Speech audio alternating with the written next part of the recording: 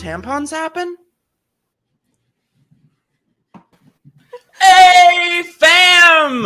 Welcome to the squad stream.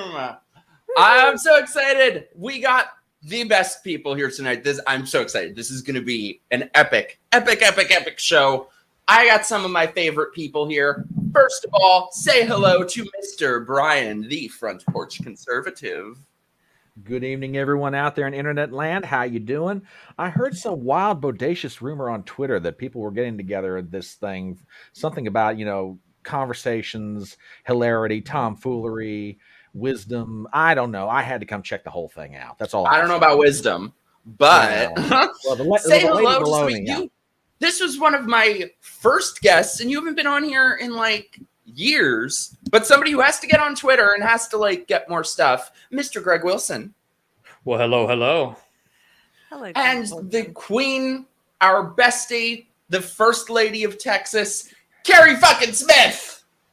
Hello. 30 seconds, Mike. 30 seconds, man. Was that 30 seconds? Shit, we were I don't know. questioning how long until you conversed. I forget. It was 30, right? You already said tampon. I think that's a curse. Does that count? No. Women will It argue. depends. Was it in the bonus hole? By the way, it turns out that tampons are a great fidget spinner. Why do you have that? Was that nosebleeds, right? Is that for a sketch? What is that? That's why I had them in my desk. But then we were debating. We were watching and just like that, and we were debating tampons getting stuck in her tushy. We never figured it out. So I realized I had them in my desk, and it was demonstrative. I don't know about anybody else, but back in my day, the old fidget spinner was a pencil and a good old 12-inch ruler. So I guess things have evolved since then. Yes. I don't know, man. That was my fidget spinner. Yeah, I'm just saying. By the way, parentheses, hello to all of our lovers in the chat. DDLF is here. Leah, Robert, Millie, Cody, I hope you're feeling better. Chris, B, everybody, Granny, thank you guys for being here. Oh my God, there's so much shit going on. I don't know where to start. How have you guys been though? What are good things that are happening? Oh, I've got wonderful things. Tell us. Do you? Leave mine to last. Well, Keri always has great things. Oh, well, I'm a little sleep deprived, so I'm not fully with it. What's going on with us? She's going to cry tonight, I'm possibly. So say something that will make her cry. When I don't get enough sleep, I'm a little bit more commercials could make me cry, Tampon commercials? No, not those. Just not that one. We just got back from Liberty Montana. Mutual commercial really got to me. I actually did see, if you don't mind me going on a tangent for a second, speaking of commercials, I just saw a couple hours ago this fake commercial that a pro-life group did. And have you seen it? No, I don't know what you're talking about. Fooled me at first. I thought it was actual leftist because it starts off like a leftist commercial. And they even have all these people of different races, and they have a woman speaking Spanish, in this really overly emotional way. And they're all talking about how the Supreme Court has changed our sex lives forever. And it is a very dark time now that I can't get an abortion. It's so well done. And they're like, now one of the women's like, now when I have to talk to guys about things like their values and their trustworthiness before I sleep with them. And we don't like that. It's just, and by the time it gets to the end, it's very obvious that it's parody. But at the very beginning, they got me. So I didn't see that. I saw the other day this commercial that. Oh, sorry. No, go ahead. I would just say that was clever. I saw the other day this commercial that Charlie Kirk put out, which annoyed me. Most things Charlie Kirk does annoy me, but it was this commercial with kids. It's not like I disagree with anything in it, but they use these little kids and just putting their talking points in their mouths. When I grow up, I don't want affirmative action. I'm just like, can you just leave kids out of it?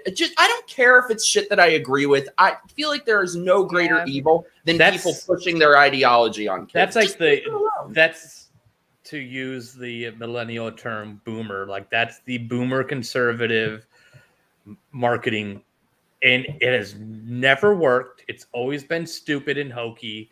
The conservatives Republicans are always way behind the curve of when it comes to like pop culture and what people relate to. Yeah, that's why I'm kind of with you. Like I might agree with their points, but like their delivery on things, and like they're just these like stuffy, people that if you went to a bar with them, you'd probably want to strangle yourself, like pretty quick into the conversation. Yeah. Hey, Jeremy. Oh, Dylan is here. We missed you on the last one, dude. Hey, Jeremy. Thank God they're not watching Sex in the City. I will say you guys need to come on them, by the way. I'll be back to doing them after the weekend, but I've moved to locals every week doing and just like that. So join my locals. Also, help me be a better grifter. Send in your super chats. Absolutely. Super chat. Brian, what have you been up to? Oh, I've just been working and grinding and trying to get my channel up and running, although I've hit some pretty humbling and significant milestones. This channel of mine's been up now officially since March. We're now past 400 subscribers. Woohoo. We're like almost halfway to the amount of watch hours for monetization. And I just try to crank out a video as much as I can and then, do my live stream on the weekends and everything else. It's tiring. It's like there's some days it's like I don't want to get out of bed to go to work, and it's like, okay, but yeah, I can go do a video. So yeah, it's a lot of fun, and I'm just enjoying it very much. It's very the comments, the feedback I'm getting from people, it's really touching. It really is. Yeah, you get the occasional hater, but by and large, everybody's been very supportive, and I'll argue that I've got the coolest audience on the internet. Period. Second coolest. Mine is. People try to argue and say theirs is mine. These people. The chat is Diana Ross. I am just the Supremes. Well, I have the coolest haters. Okay. I have the worst haters. You and Mikey both have some of the best haters I've ever seen. I have this one guy who the other night I was getting notifications. He spent like 3 or 4 hours going through a bunch of my backlog videos and just clearly not watching them because he was leaving one comment per video in quick succession, and they were all about my hat. What a stupid fedora! What kind of hat is that? Well, I agree with that. Fedoras are really stupid. But every comment was like, and then finally the last, and one of them just said, "Stop wearing hats," and then another one, and then the final one he left was like, "Not wearing a hat in this one." It's like, what is your problem? See, they need to watch and just like that, and they'll see some real bad hats. They'll appreciate your hats. Yeah, that one where Cynthia Nixon's character is like walking down the street with look like a red peacock on the top of her head. I'm like, really? I mean, I know you can get away with almost anything and call it fashion in New York City, but seriously, people, standards? Come on. Jeremy said, and just like that, I want to cancel my local subscribe. My dad, so I did the first 2 of them on YouTube, and then I moved it to locals. So I told my dad the other night that I was doing my and just like that stream on locals. He goes, "Oh, good, so I don't have to watch it, right?"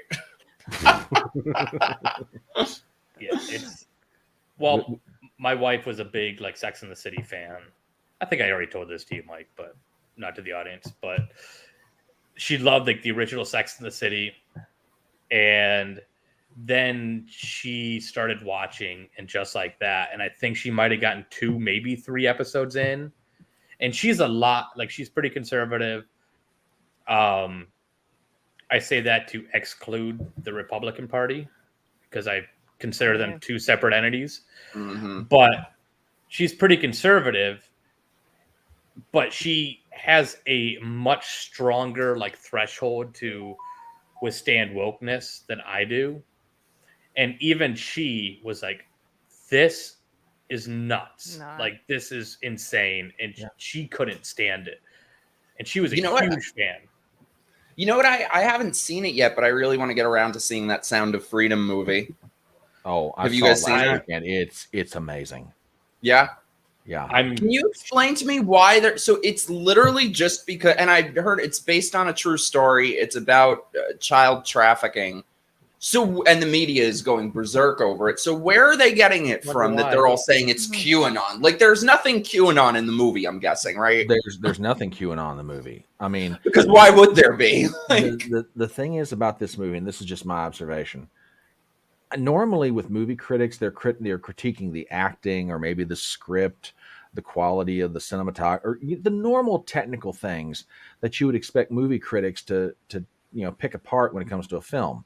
This may be one of the very few times I have blatantly seen movie reviewers and mainstream media in general, but movie reviewers pick a movie apart, not because of the subject matter, but the politics around the subject matter.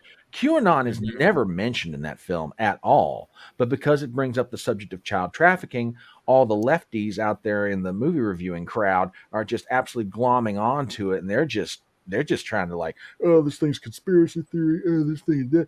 And the thing is, 10 years ago, 60 Minutes did a piece on child trafficking. Mm-hmm. And I remember wasn't this movie like made years and years and years ago? And I didn't know that. Or the script was going around or something. It was made before QAnon existed. It was made 5 years. It was made 5 years ago. 21st Century Fox owned the distribution rights on it. Well, Disney bought up 21st Century Fox, but they sat on the movie. Okay. Now, we can always make an argument as to the why, but finally Angel Studios comes along and I guess works out some kind of a deal with Disney. Angel Studio gets the distribution rights and they put the movie out there. This thing's a hit. And I can say that according to reports I've heard, that movie supposedly cost $18 million to make. And by the time Angel Studios got their hands on to distribute, the money to make the movie had already been paid back to the investors. So everything now, after the meager advertising budget that it's got, it's just pure profit. This thing's running, I think, right now close to $50 million gross. So it's a hit. It's an absolute hit for Angel Studios. The other thing, I was just looking this up to make sure I got this right, Mikey. They're saying that the lead actor has QAnon ties. But when you look into it, like with a lot of these accusations, it's hard to find out because they just say that. And it's hard to find the source material of what they're talking about. And so the most I could find is that he spoke at an event that was called the Patriot something in Vegas.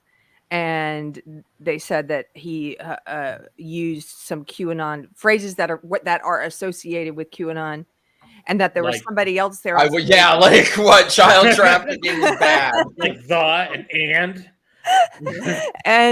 and that there was someone else on stage who's associated with QAnon, and it's one of those like it appears to be to me.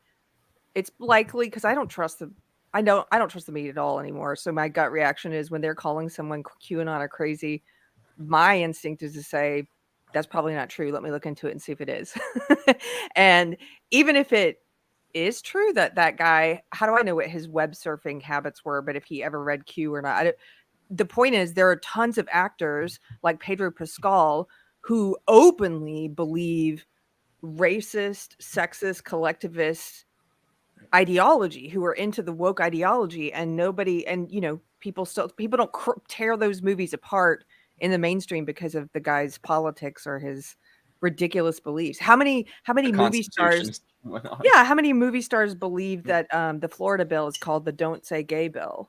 How many movie stars believe that Trump colluded with Russia? Like those movie stars believe a lot of crazy freaking conspiracy theories, and they don't get torn apart like this. So, and I would guess that he's obviously somebody who's like very heavily involved directly with combating child trafficking. So he's probably the last person I would expect would actually buy into the Q shit. I don't think I've ever seen anyone directly involved with these issues who, like, how many people really believe in that shit? 7? I mean, I know there are some, I hear from them sometimes on Twitter. They count the numbers of I'm like, okay, that, you do you. Yeah, I mean, I don't, and that's the thing is like, well, I know people in my extended family that are big into the QAnon thing, and anytime you talk to them, that's all they want to talk about, and it is annoying beyond belief.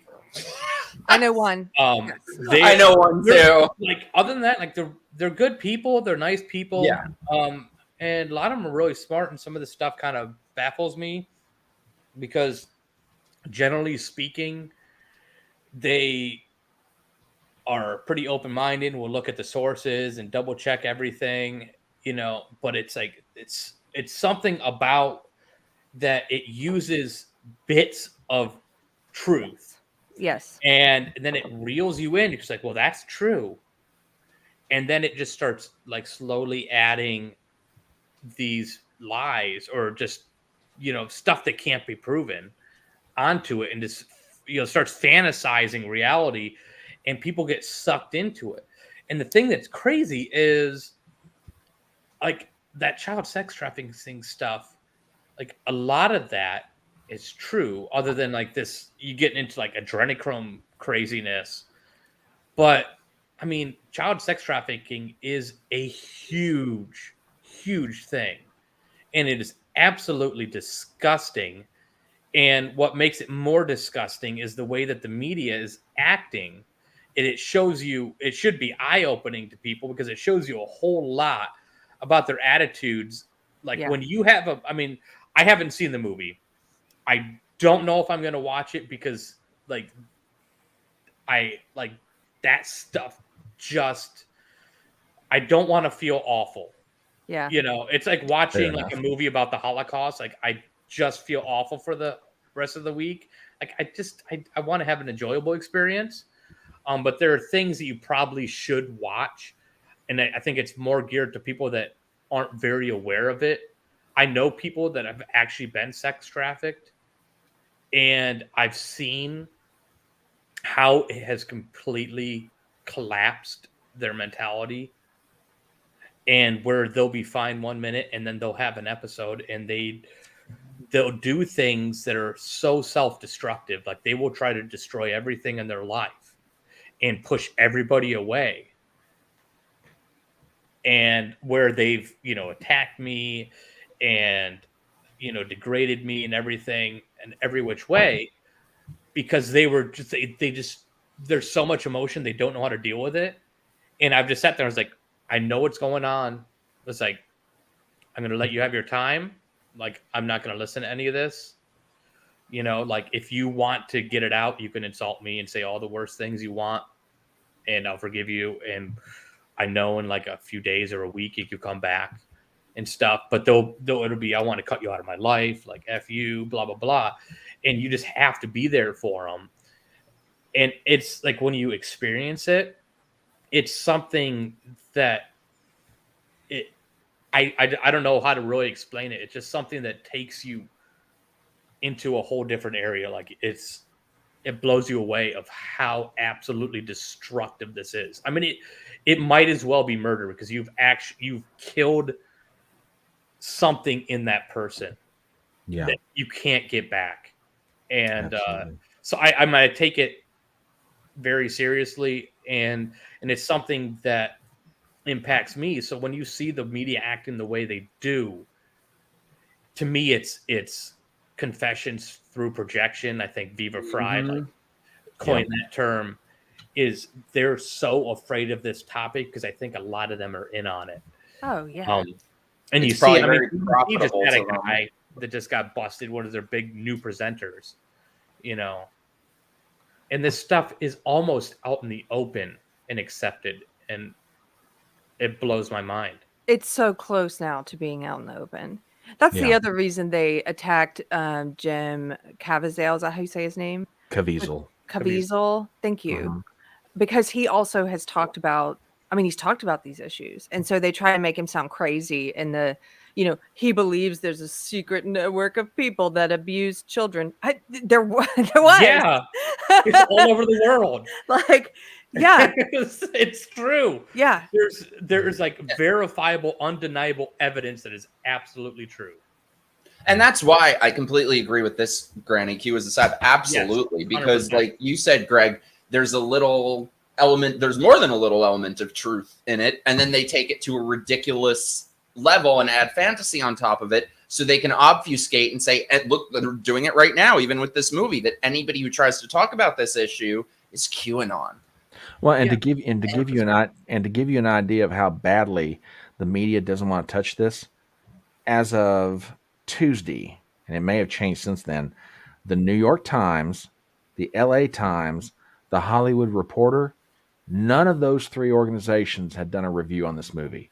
Wow. They hadn't. No, The number one movie. Yeah, the and the 4th thing of has July been out, weekend. and it had been out The for a week Indian. now.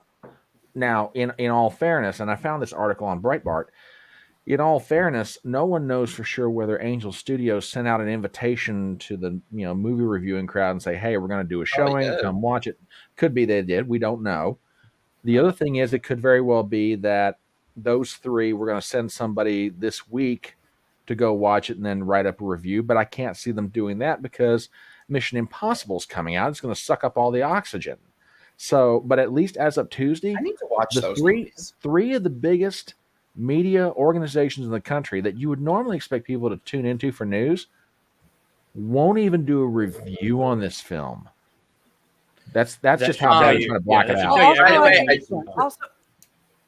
I just wanted to get to our beloved friend Tracy. Thank you so much for the super chat, my love. The best way to argue with QAnon or a crazy leftist is to go one crazier than their claims, and it's fun. I like that. I like that idea.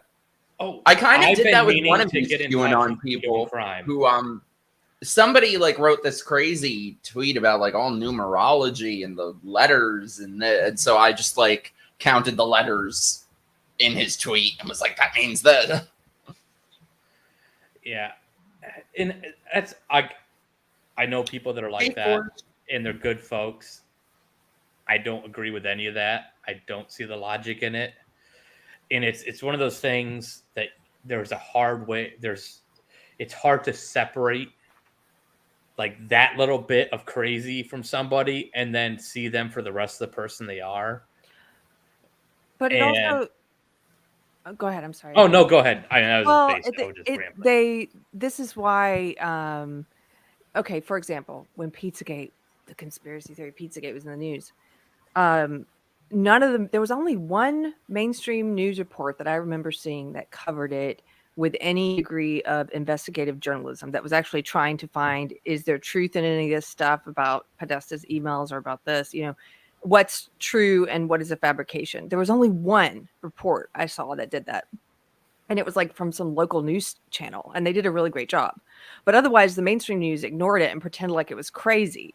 And so when they do that, they leave all the facts out there mixed in with all the things that are fabrications, and they're not covering any of it, and they're not helping you figure out what's true. And so people go in and they're like, well, I know the media lies to me. So if I find out that one of these things over here is true, maybe they're all true. Yeah. And people start making that assumption. And so I think that's kind of why they don't cover certain things, because they don't want to help people discern what's true from fabrication. And they want to be able to say that it's all crazy fabrication.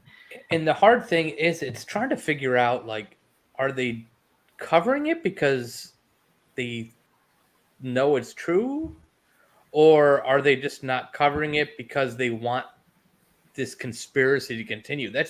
It's this weird thing. It was a huge thing, and you had a shooting over it, and you're barely going to cover it. And the only time you cover it is when you just want to cover it as conspiracy instead of diving into it.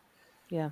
And I think I don't believe all that stuff, but I think there were legitimate things in there that make you go, There were some creepy things. And you go, okay, well, what's this? Maybe it's totally innocuous, but I'm sorry I don't talk like that. To do a report on it, right? Yeah. I just have to say hi to our favorite monkey. The ranting monkey is here. Keri, you guys know each other? The ranting monkey was my nickname in college. I'm just kidding. I always that joke. Yes, I know ranting monkey. He was one of the first channels I ever started watching when I first started getting red pilled. He's the best. Oh, that's awesome. Yeah, though I honestly feel for people who are still hardcore believers in the Q shit, because I see where it comes from. Like, people want to believe that there's some sort of control over something, that there is some sort of plan, that there will be some sort of justice. Reality is a lot more depressing. I hate to tell you, it ain't happening. Well, there's two things. People want to, they want a savior. They want to know there's a good ending.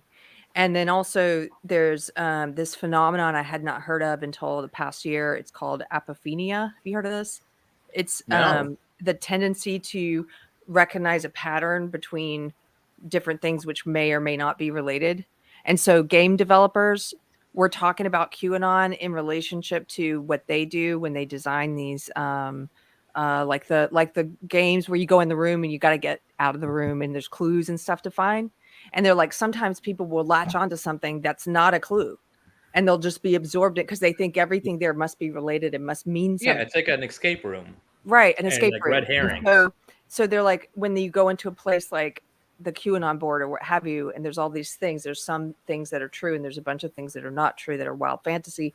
But people tend to, because of apophenia, just sort of start drawing connections between everything. Yeah. Yeah.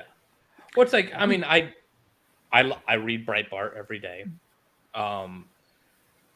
They're obviously a very pro-Trump organization that was very clear, like since like 2015, and they're pretty open with their bias, and they are biased 100%. They have some pretty good articles. Well, I always, and like if when I argue with somebody, I never share a Breitbart article. I always try to like find other articles, and then I'll find another article that backs it up. And there are multiple times I've caught Breitbart. I'm like, all right, you are really stretching on this. I hate. But I mean, I still read them, and that's what people do. Is like they get latched onto one thing. This is what this is the end all be all for truth. I'm like, no. And this is something people say that drives me up the wall. I can't believe there's still people who actually think this with Trump and say trust the plan. Trust the plan. First of all, I promise you there ain't no plan. Second of all, if there were, worst plan ever. Like with his getting arrested and the indictments and shit, they're literally saying to me, "Oh, it's all part of his plan." I mean, they think this man is Santa Claus. No, he's like this leprechaun that lucky things just fall in his lap because he is this amalgamation of chaos that I think is absolutely hysterical. I think possibly at this time it might be what's right for this country, because he is such a middle finger to the establishment and deep state, and it gets everybody on the right and left in such a tizzy. I think is brilliant. Oh, I love this 4D chess stuff, trust the plan stuff. No. I trust God, not the plan. I love that. I was going to say, the only plan I trust is God's plan. Yeah.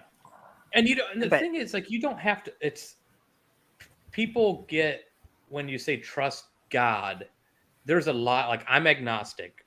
Mm-hmm. I try to live my life as a Christian. I do miserably at it. We all do. There's a lot of atheists out there, even though I don't theologically and philosophically don't believe atheism really exists. That's a discussion for another day, or maybe later tonight. I don't know. But it is trusting in a moral superiority, I don't know if superiority is the right word, but a moral compass that is outside of you, of man, like something that we all know is the right moral compass. I think deep down we know what is right and wrong, and whether you believe in a God or not, you know what that moral compass is. And so when people say trust in God, they're really talking about this social driving moral compass that we should adhere to. Atheist, agnostic, Christian, Muslim, Buddhist, spaghetti monster in the sky.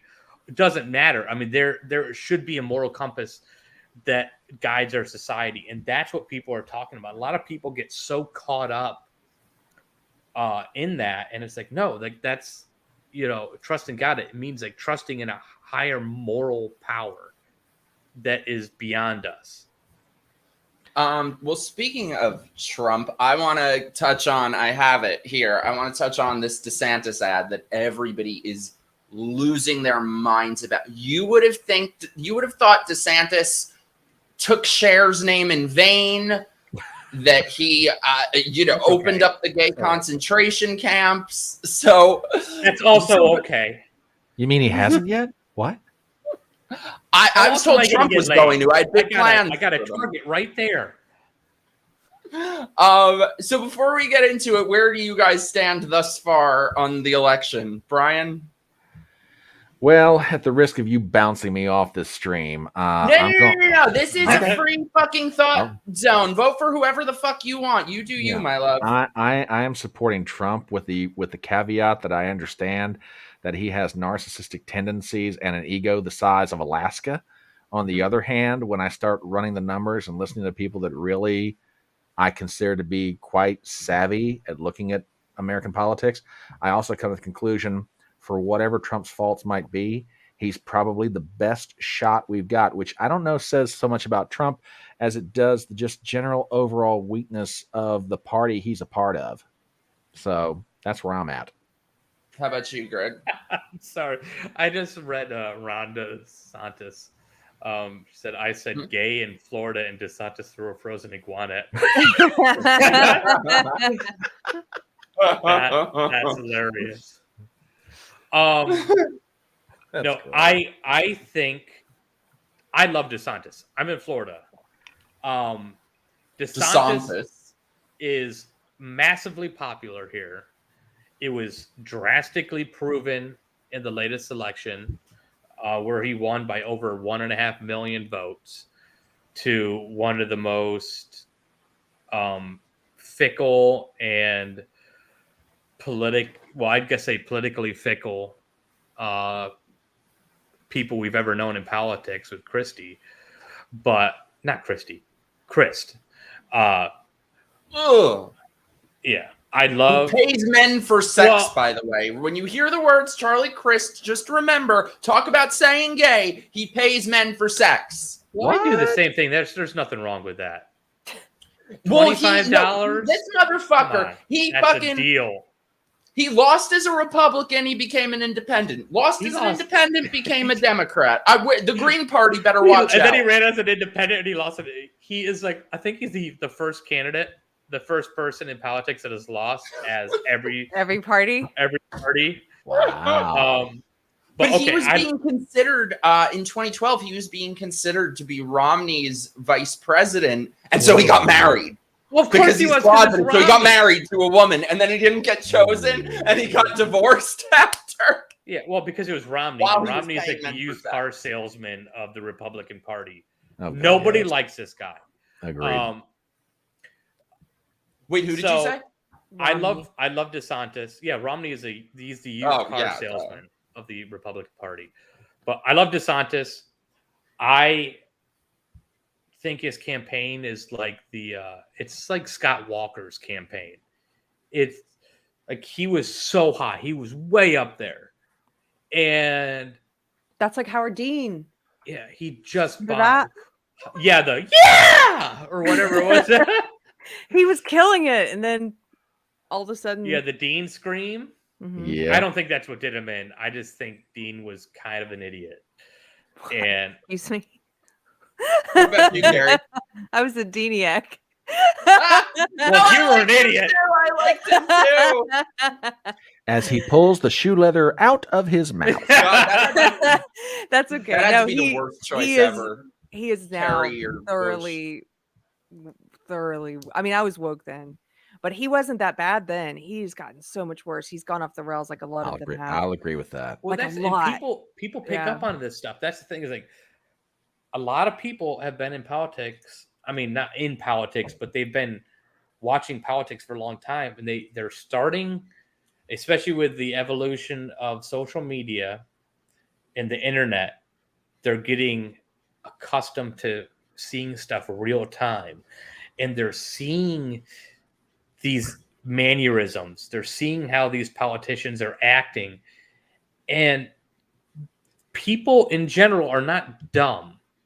they might be ignorant of things, and they might have too much going on in their life that they can't pay attention to a lot of stuff that's going on, like maybe we do.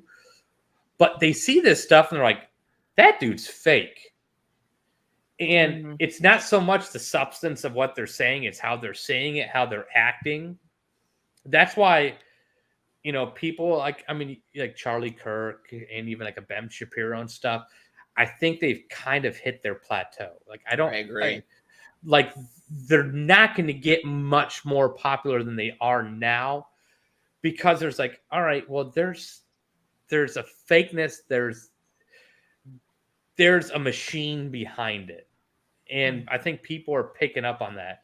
That's what makes Trump so appealing. It's wild to me, because how about you, Keri, where you stand on the election thus far?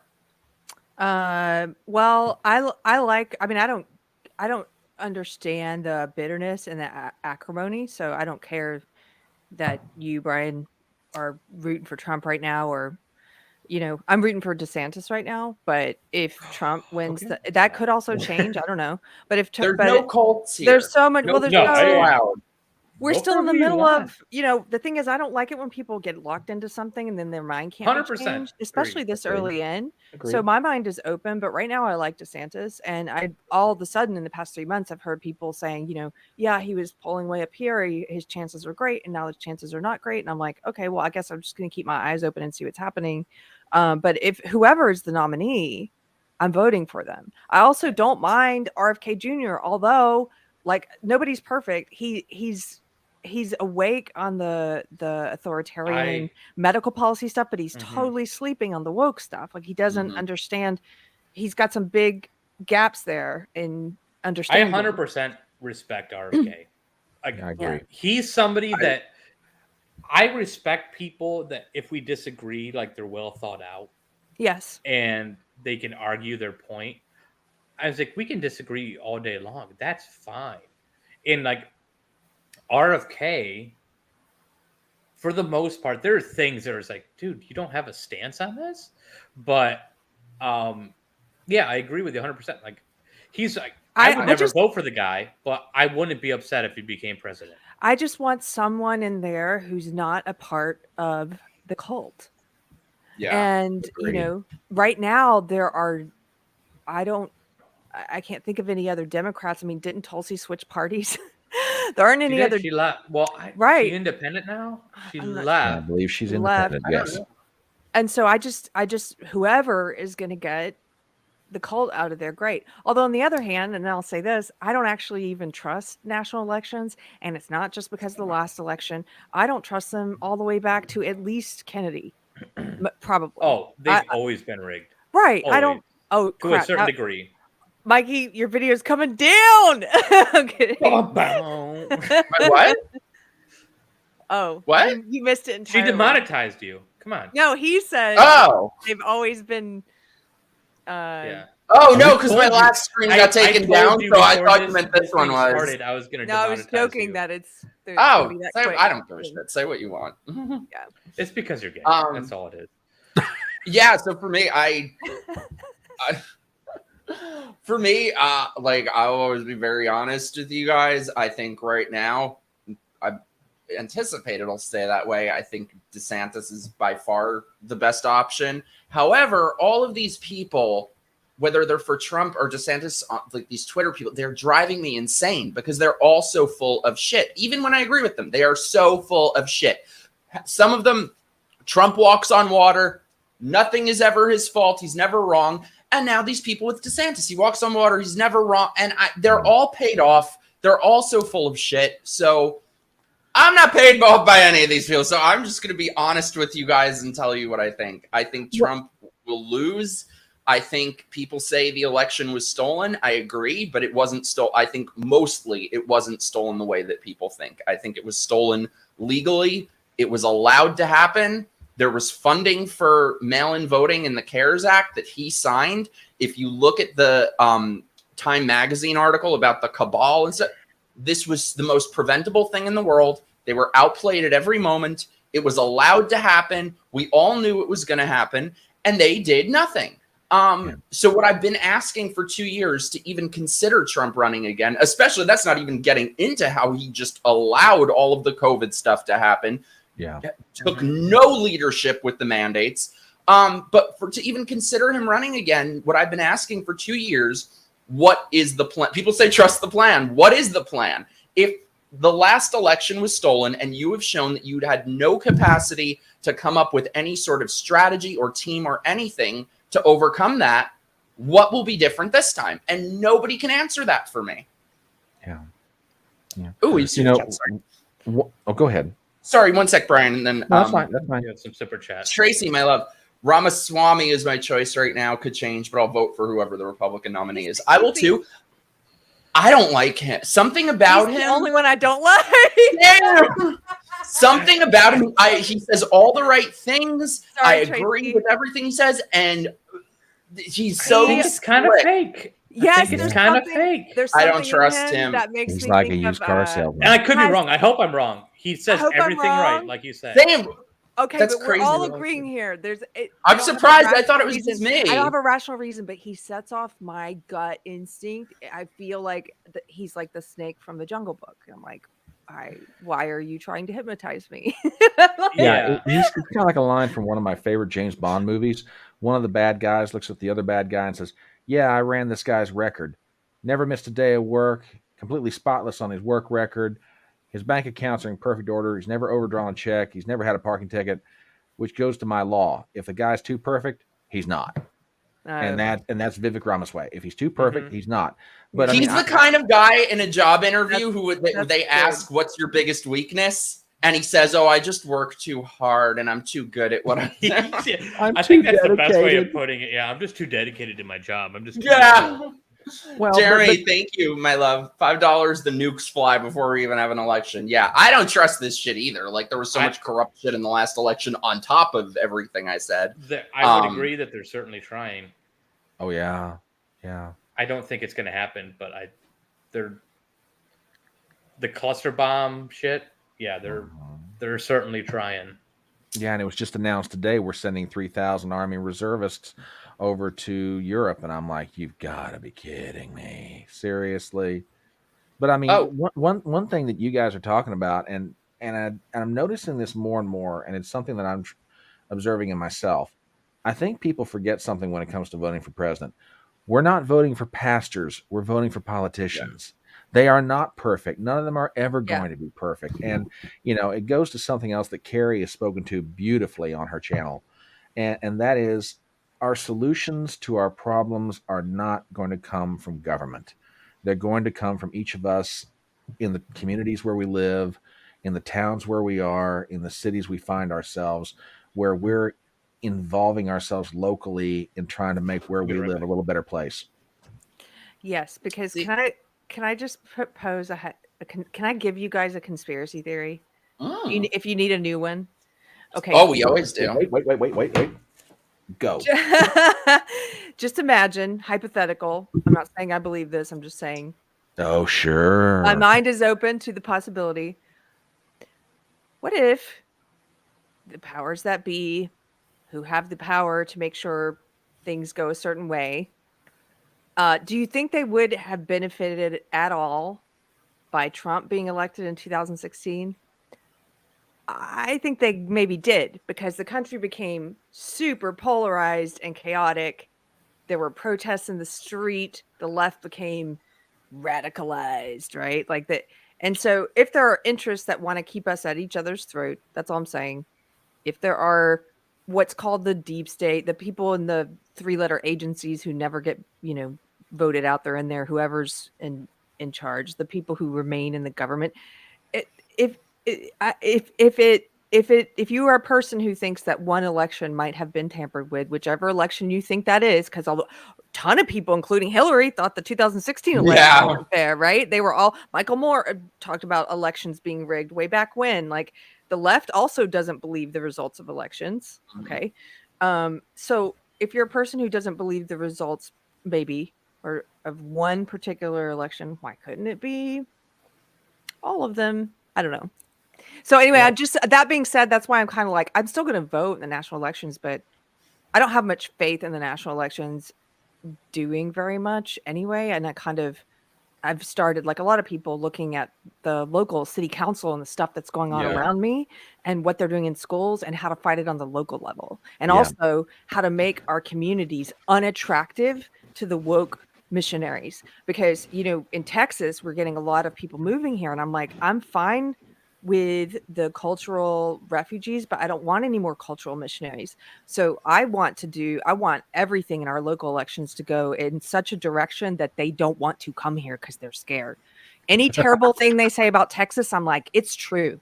I don't care how outlandish it is. Like in Florida, instead of telling people it's not don't say gay bill, they should have been like, it is don't say gay bill. You can't say gay here. I was going to say that. You know what I mean? Well, speaking of don't say gay, I have the now infamous ad for it was deleted, but I got it for us to watch. So let's see. People are saying, oh, this is the worst ad ever. He's homophobic. It's everything you can imagine. So let's see if we think it's as bad as people are saying.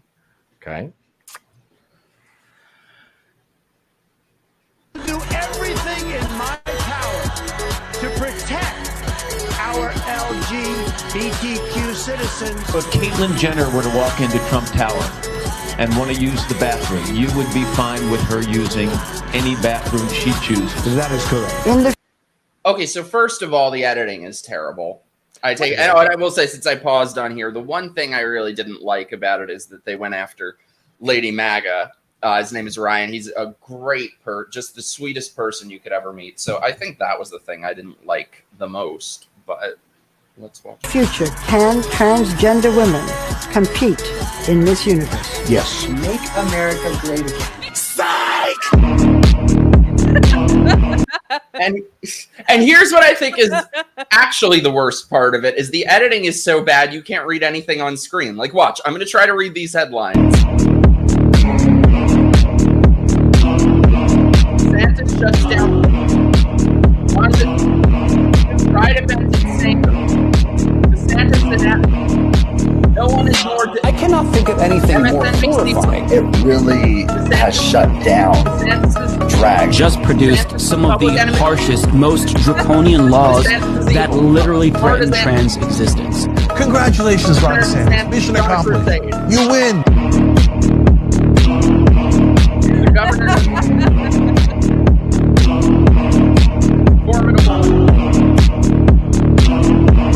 A real. First of all, that looked like an anti-DeSantis meme. It was him in a swamp. Like, it's all anti-DeSantis memes. That's the point. That's why it's so funny. I like this ad. I don't know why everyone hates it. I'm sorry. Brian, what do you think? Who in the infernal regions of Dante's hell convinced DeSantis and his idiot staff to put this ad together, pay for it, and put it on national television? No, it wasn't a tell. It was a pack. It was like no. Okay, it was all right. Twitter person and the DeSantis War Room shared it, and he was asked about it and didn't backtrack. I don't know. Okay, well, here's my first observation, just for whatever the hell it's worth. And probably everybody here has heard a version of this particular phrase. Like, you're pulling up to a red light with a guy who pulls up in an oversized pickup truck, and you're sitting there in your normal sized car. He revs the engine just once, he peels out from the green light, and you realize that man has small dick syndrome because he's driving an oversized truck to compensate for it. That's exactly what this ad reminds me of. It's trying to make Ron DeSantis, tough guy, top gov. I mean, all these images, which, okay, fine. I mean, a lot of sociopaths in there. Yeah, it's somebody like, that drives a Jeep with oversized tires. I'm insulted by your comments, Brian. Well, no, I excluded Jeeps. I said truck. I didn't say Jeep. You're still cool. I love you. Okay, all right. But no, it just, I mean, somebody said in the chat, it's so cringe. I was like, with all due respect to people who are supporting DeSantis, I get it, but man, this ad is not helping. I'm sorry, just in my opinion. Parentheses, by the way, thank you, my beloved Tracy, for the super chat. Until we put term limits and mandate the bureaucracy be flipped, we'll get nowhere. I agree. I think the only way to make term limits happen, though, would be if they started if like Congress signed into law that it starts when we're out of office. Like, even if they just did that. Cody, our Gen Z liaison. They're playing Brooklyn Blood Pop. I don't know what that is. I'm old. Greg, thoughts? Oh, it was awful. I love DeSantis, but I don't think he has a chance in hell. I didn't think he had a chance. I originally thought, and I still hold to that position, that if he ran against Trump this year, that he would destroy his chances for any political office in the future. And I think that's true. His campaign is is just completely collapsing. Now, in his defense, this was a super PAC that did this. Super PACs are not allowed to have contacts with the candidates. We all know that's a complete bullshit lie that absolutely happens. This was probably some 18 to 23-year-old guy that put this ad together. I don't understand. The thing that gets me the most is, why would you put clips of Christian Bale as American Psycho into that? It felt like ChatGPT made it. Yeah, it was. And look, like, it came off, whether it is rightfully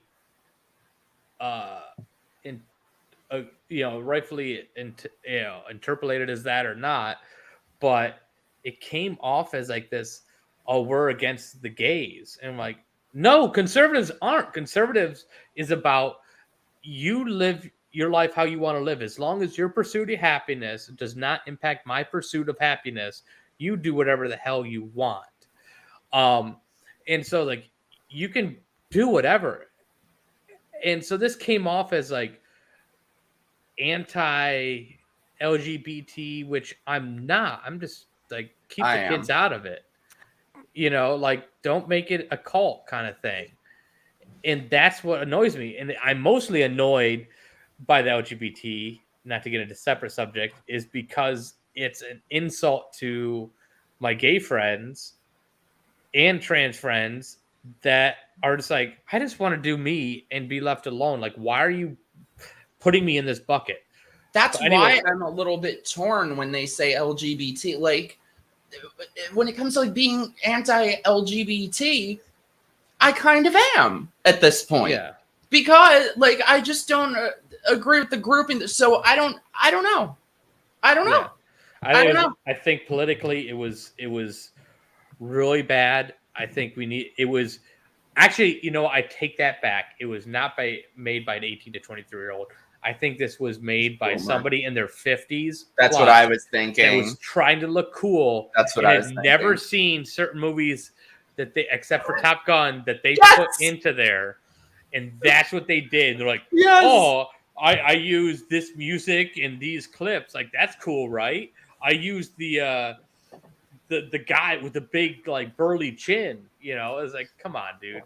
Let me, by the way, we have a couple super chats. My beloved Jeremy, thank you so much. That ad was about as fun as exfoliating with a cheese grater. Oh. Rhonda, my love, thank you. Throwing grift bucks your way. Yes, thank you. Send us your grift bucks. Thank you, my love. Keri, what are your thoughts? Oh, yeah, I'd like to offer a different opinion. Why not? No, we only like one opinion. I think that Greg, join the bubble. Okay, I think the ad is really funny, and I also think, allow me to get this out first before everyone disagrees. I think that ad is funny, and I also think that it's actually, the point of it is to take all the crazy, outlandish stuff that's been said about DeSantis by the left, because they always do this. Like, when W was running, we were like, oh my God, OMG, he's literally like so-and-so, I don't know if you can say that word on YouTube anymore. Anyway, say what you want. Hitler. Okay. Yes. And then when Trump came along, then the left's like, oh no, this guy's really just like Hitler. And now with DeSantis, they've even tried to ratchet it up even higher, like, and they're really losing their shit over him, or they have been. until recently. Now I guess they think he's not going to do well, but they were losing the crap over him. And so they were saying all this crazy stuff. And those, you're right, those memes are attack memes about him. Those are attack things people have said about him, that he's awful, he's extremist. And so when I saw that ad, I'm like, they are embracing and making fun of all the horrible things they've been called, in the same way that I don't care anymore when people call me names, the woke people, when they say, oh, Keri's this, she's this, because I know I'm not. She wears hats. Because I know I'm not. If they call me a bigot, all this, I know I'm not, and I don't care about their opinion. And so to me, I felt like it was a young person probably who did it, who doesn't have a lot of respect for the way things are done. That was just my take on it, my initial take. I could be totally wrong. And then when everybody was like, oh, like taking it so seriously that, you know, he must be like totally against gay people and stuff. I'm like, he hasn't said anything like that. This is a funny ad. Maybe the official campaign shouldn't have retweeted it, but I don't know. I didn't view it in the same way as other people, but also part of me, I have a weird sense of humor. And so that ad cracks me up. And why did they put sociopaths in there? They're like, we don't care. Here's some sociopath. Yeah. He felt like it was AI. there are parts of it that are funny, to be perfectly honest. Yeah. There are parts of it that are kind of funny, but it's just like, oh man. I mean, but yeah. Let me tell you guys. So I'm, I guess, somewhere in the middle. Let me tell you the different layers of insufferable that are going on here. So I saw it for the first time, and I was like, well, I hate that they went after Lady MAGA. He's a really good person. I don't think it was great messaging. Didn't like it. Not the biggest deal in the world. Just didn't like it. And then these people lose their fucking minds over it. And it is so disingenuous. I mean, all the right-wing cable news channels are putting on all these insufferable gay people to act like it's the end of the world. He's anti-gay. He's homophobic. And I'm like, you're woke.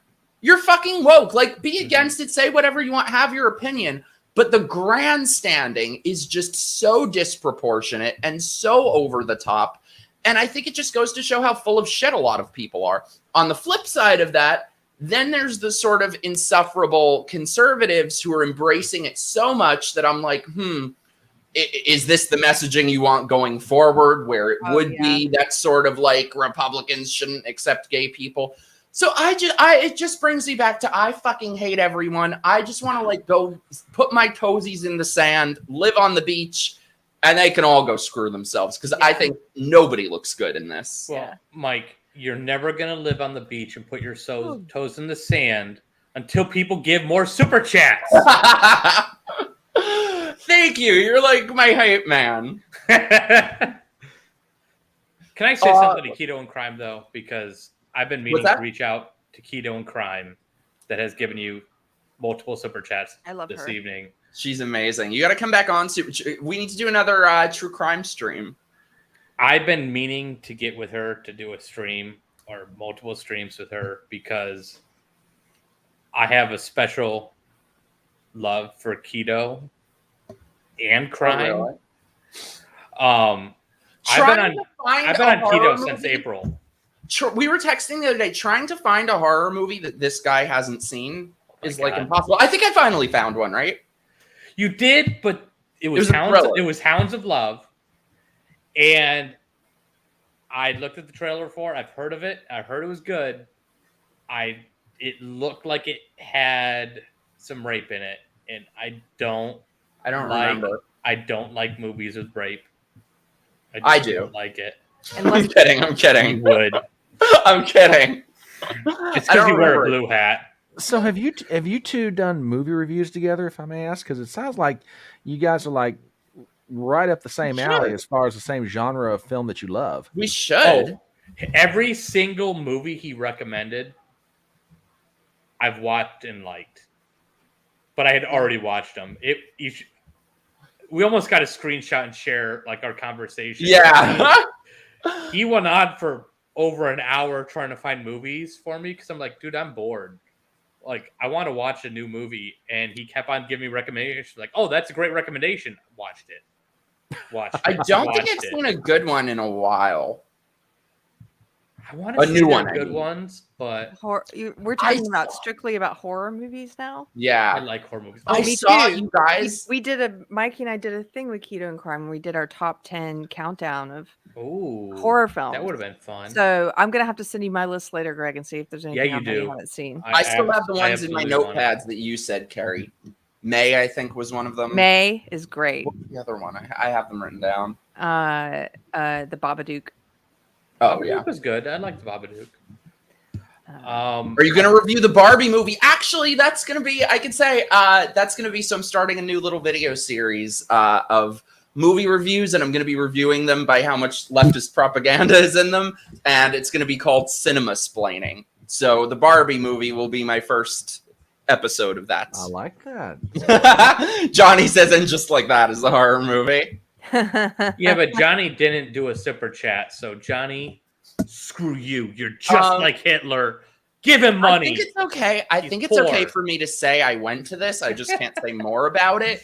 But I got a screening of the new Exorcist movie that comes out next year. Oh, so that was fun. It's a fucking, what was it? Like some multi-million-dollar NDA. So I can't say anything about it, but it comes out in October. It was really cool that I met David Gordon Green there, the director. He did the new Halloween movies. And I told him how much I loved Halloween Ends. And so he goes, "Oh, you're the one." Movie. What's that? I liked it. I liked his latest Halloween movie. Did you like Ends? I did. I loved Ends. I think the only reason why I say I didn't love it was because it wasn't like a regular Halloween movie. That's what I liked about it. I thoroughly enjoyed the movie. I thought it was really good. Yeah, I liked it. So let's get into what I wanted to talk about. I hate so much that I've been forced to have an opinion about this because a couple days ago I wrote a very self-righteous tweet about how we shouldn't have any opinion on this and why do we need to know? Why is this public? The whole Jonah Hill saga. Has anyone heard about that? Yes. Oh, yeah. I have heard about it, yes. I have been forced to have an opinion. So this bitch put out more messages. Oh, there's more? Oh, Which bitch are we referring to? Yeah, can you just bring everything up so everyone's aware of what? Let me get it. Okay. Because I don't know if I'm fully caught up on all of this stuff. I'm not even, so I didn't read all the messages before. I wanted to like go in blind. Okay. Oh. Let me get it on here. So from what I understand, Jonah Hill's ex-girlfriend, who's a professional surfer and surf instructor, had released a bunch of text messages saying that he was emotionally abusive. What else? Was that basically it? Emotionally abusive and controlling. It's a warning to all girls. Yeah. So at first I was like, why is this public? Maybe he's a controlling prick. Maybe he was setting boundaries. We don't know. But I think now that she's like put more out, I'm team Jonah Hill. But we have the full transcript. Shall we do a reenactment? Let me, if they'll show up. And he clearly, I think, pissed someone off because they're like devoting a lot of attention to him right now. You know what I mean? Yeah, they're clearly that's the thing. I think because he's a pretty woke guy, but I think you gotta run this perfectly straight line with the woke community, and if you like take one misstep, they want to destroy you. Something tells me he took one misstep, and they're like, "Oh, we're gonna destroy him." Sarah, what's going on?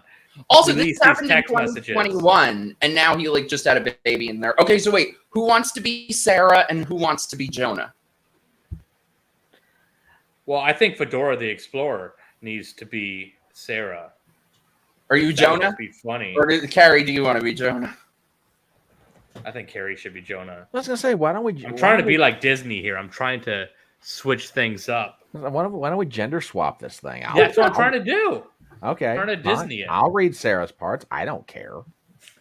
Okay, so October 12th, 2021. I'm sorry I said that. I had a couple of beers. Hang on. I'm old. There we go. Ah! You gotta You cheaters. Yeah, I had a couple of beers and I'm just upset, feeling like we can't do surf social things without an uncomfortable situation arising that usually feels like my fault somehow. I feel you pull away, and then the feeling of being defective creeps in, and I think not socially intelligent enough to meet your needs as a partner, and then I get frustrated and angry at myself and just want. I'm really starting to get into this, how this reads. This is working for me, Greg. This is a good idea. And and just want you to rip off the Band-Aid if I'm not good enough for you. In moments of conflict, my brain thinks you want to dump me because I'm not good enough for you, and you're the GOAT, greatest of all time. And you can do better, and you will immediately once you end things with me. Oh, I hate that. I hate that. I hate that so much. Can I stop? She had to tell him what GOAT meant. Yes. Yeah. Yes.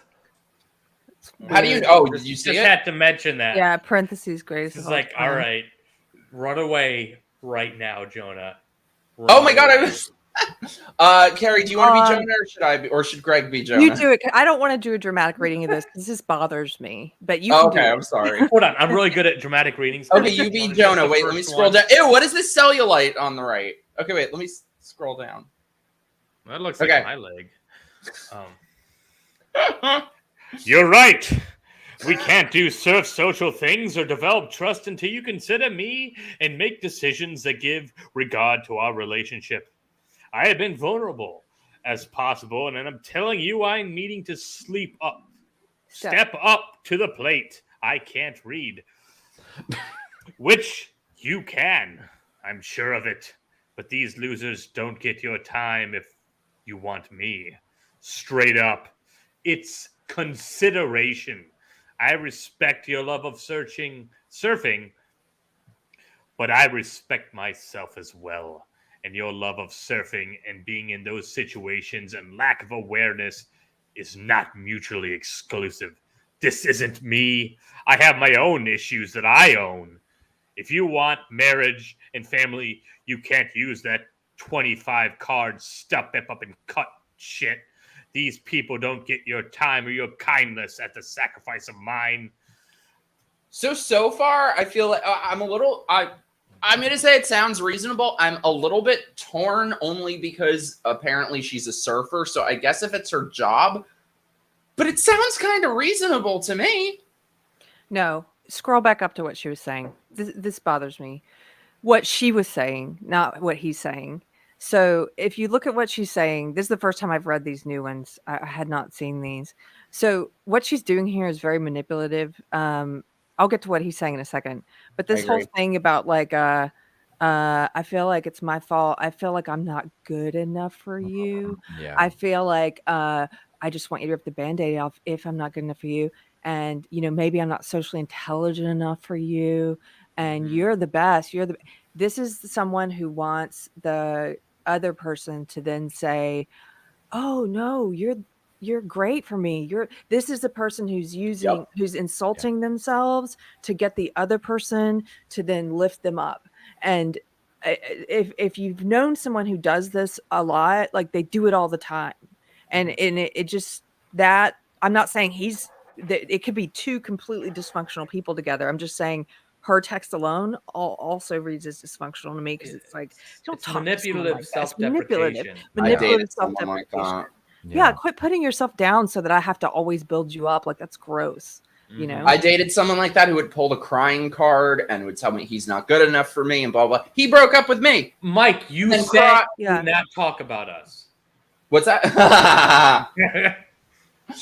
Okay, and then if you scroll down to him, yes, he does also come off as a little controlling, but I also can't tell if there's a reason why he's got these very strict boundaries or not. If there's no reason and he's just got these strict boundaries for no reason, then I think, you know, he's a little too rigid. But maybe there's some way in which maybe there's some reason. I don't know. We don't know their relationship. So maybe she is inappropriate with some of these dudes. And it makes him uncomfortable. And that's why he's like, look, I can't have you doing what you're doing. You know, I don't know. You know what's interesting? What he says could go either way for me. That's all. Oh, this is also interesting, by the way. I didn't know this. Apparently, she's not a pro surfer. Oh. You know what's interesting? The guy that I just mentioned that I dated who would do the same manipulative shit. It was after we broke up, thank God. But he started making all these like very sexual videos on, it was Vine at the time. Now it would be Instagram. It was a long time ago. Like taking his clothes off and wearing almost nothing, or he's covering his junk. And I was so horrified when I saw that. I'm like, I would have broken up with him if we were still together. So I understand where he's got, like, that wouldn't be okay with me if I were dating somebody and they were like doing that for everyone to see, you know? Yes, because there's a difference between having, like, obviously if she's teaching surfing and she's got a lot of male clients, there's a difference between having male clients and being around them in the bathing suit and having male clients and behaving as a single person around them in a bathing suit. Like, and that you can't really tell from these texts what he's upset about, if he's being unreasonable or not. So far, anyway. I don't know what else is in here. So Greg, this is your line. Okay. Respect however you want to live your life. You only get one. Sort of done with explaining myself. 3 removed, not the video yet. It is my best surfing video. Would you feel better if the cover frame was different? Any more specific ones that bother you? Yes! The ones that your ass is in a thong. The hell it is. I'm wearing dress shorts. Thank you very much. Back to the line. Okay, so he wants her to take down all pictures of herself in a bathing suit? That might Set be in a the little... thong. Sorry, I cut you guys off. Go ahead. No, I would say that might... I mean, I get it to a point where, like, you're a surfer girl. Oh, he did say it's other... And as far as other pictures of you in a bathing suit, surfing or not. Yeah, well, I mean, like, we know it is a thing that you post, thought pictures on the internet, on the Instagrams or whatever the things are called now. You do these thirst photos for the guys, and that's what gets you clicks. It is a monetary gain for you to do that. And especially if, and I can't remember the person's name that said that she's not a pro surfer, that kind of goes more toward her side of she's not a pro surfer. She's got to flaunt it while you got it kind of thing. I don't agree with that. I personally, I don't think that, I don't like the sexualize yourself to gain money thing, but I also understand, like, well, there's money in it, and that's how she's making her money. That's how she's pushing herself into this industry. And I'm sure there are probably games that are played, and, well, you can't become a pro surfer until you get enough Instagram followers or some bullshit like that. Well, and she was a surf instructor, and so that's what you do. Like, I have a friend who's a bodybuilder, so her social media is going to be full of pictures of her in those bikinis when she's competing, because that's what you do. So I don't know, these little bit, Mikey, these make me think, yeah, he's a little. Yeah, can I just say both of these people sound absolutely awful? Yes. Yeah, it seems like there's a little on both sides here to go blame to go around. And why are these conversations being done over text? Why aren't these in person? Yeah, that's a good question. These are conversations you have in person. These are not conversations you have over text. At least for me, which in the defense of both parties here, I don't like to text that much, especially talking about stuff like this. So if I'm having an argument with my wife, it's going to be in person, because there's so much nuance that, and you were almost guaranteed to mess your words up and say something that you don't mean because you used the wrong word or the wrong adjective or whatever.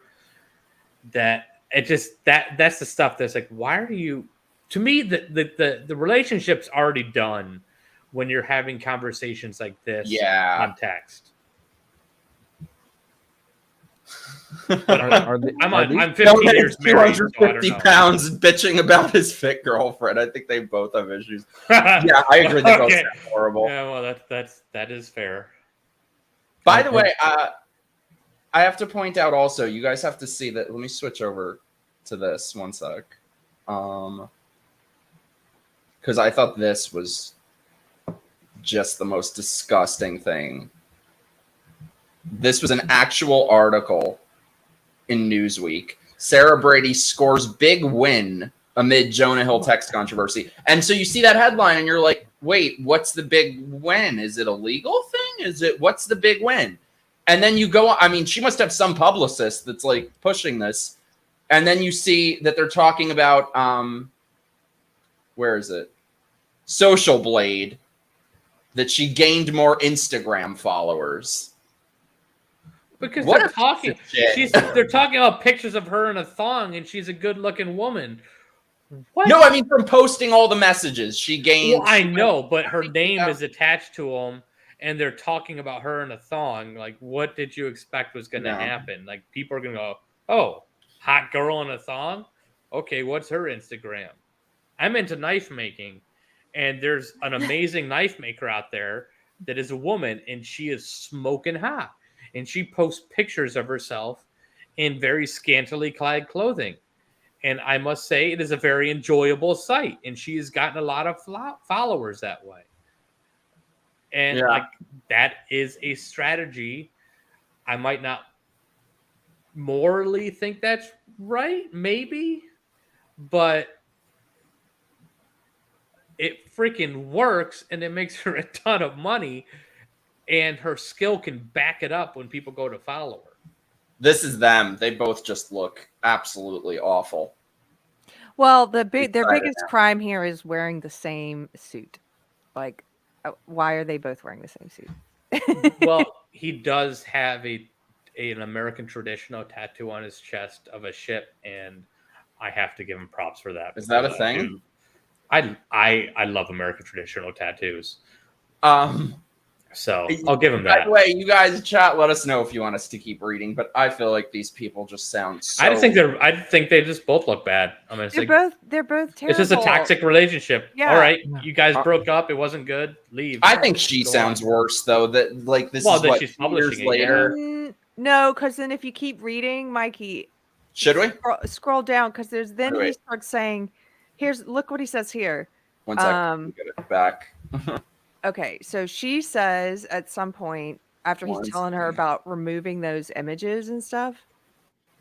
1 second.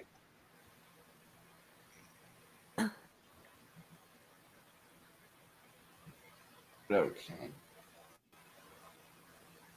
Okay, so he says he says remove the one that's with your ass in a thong. She says it's not a thong, but okay.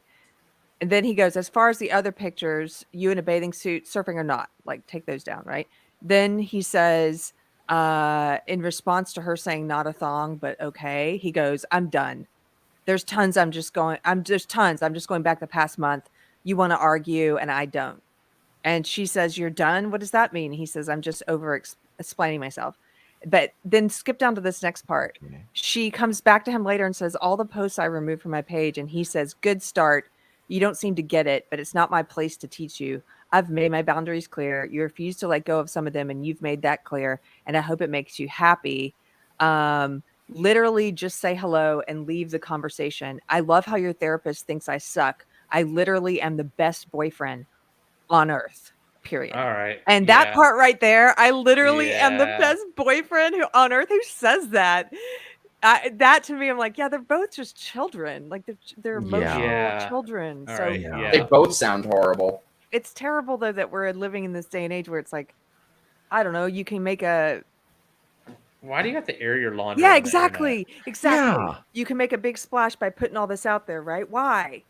Well, and that headline from Newsweek, she gets a big win in the text controversy. I'm like, there's no winning and losing in this. This is two people who, frankly, you read through this stuff and you realize y'all never should have got together because, frankly, y'all definitely don't need to be. No, there's no winning or losing to this one. Just go.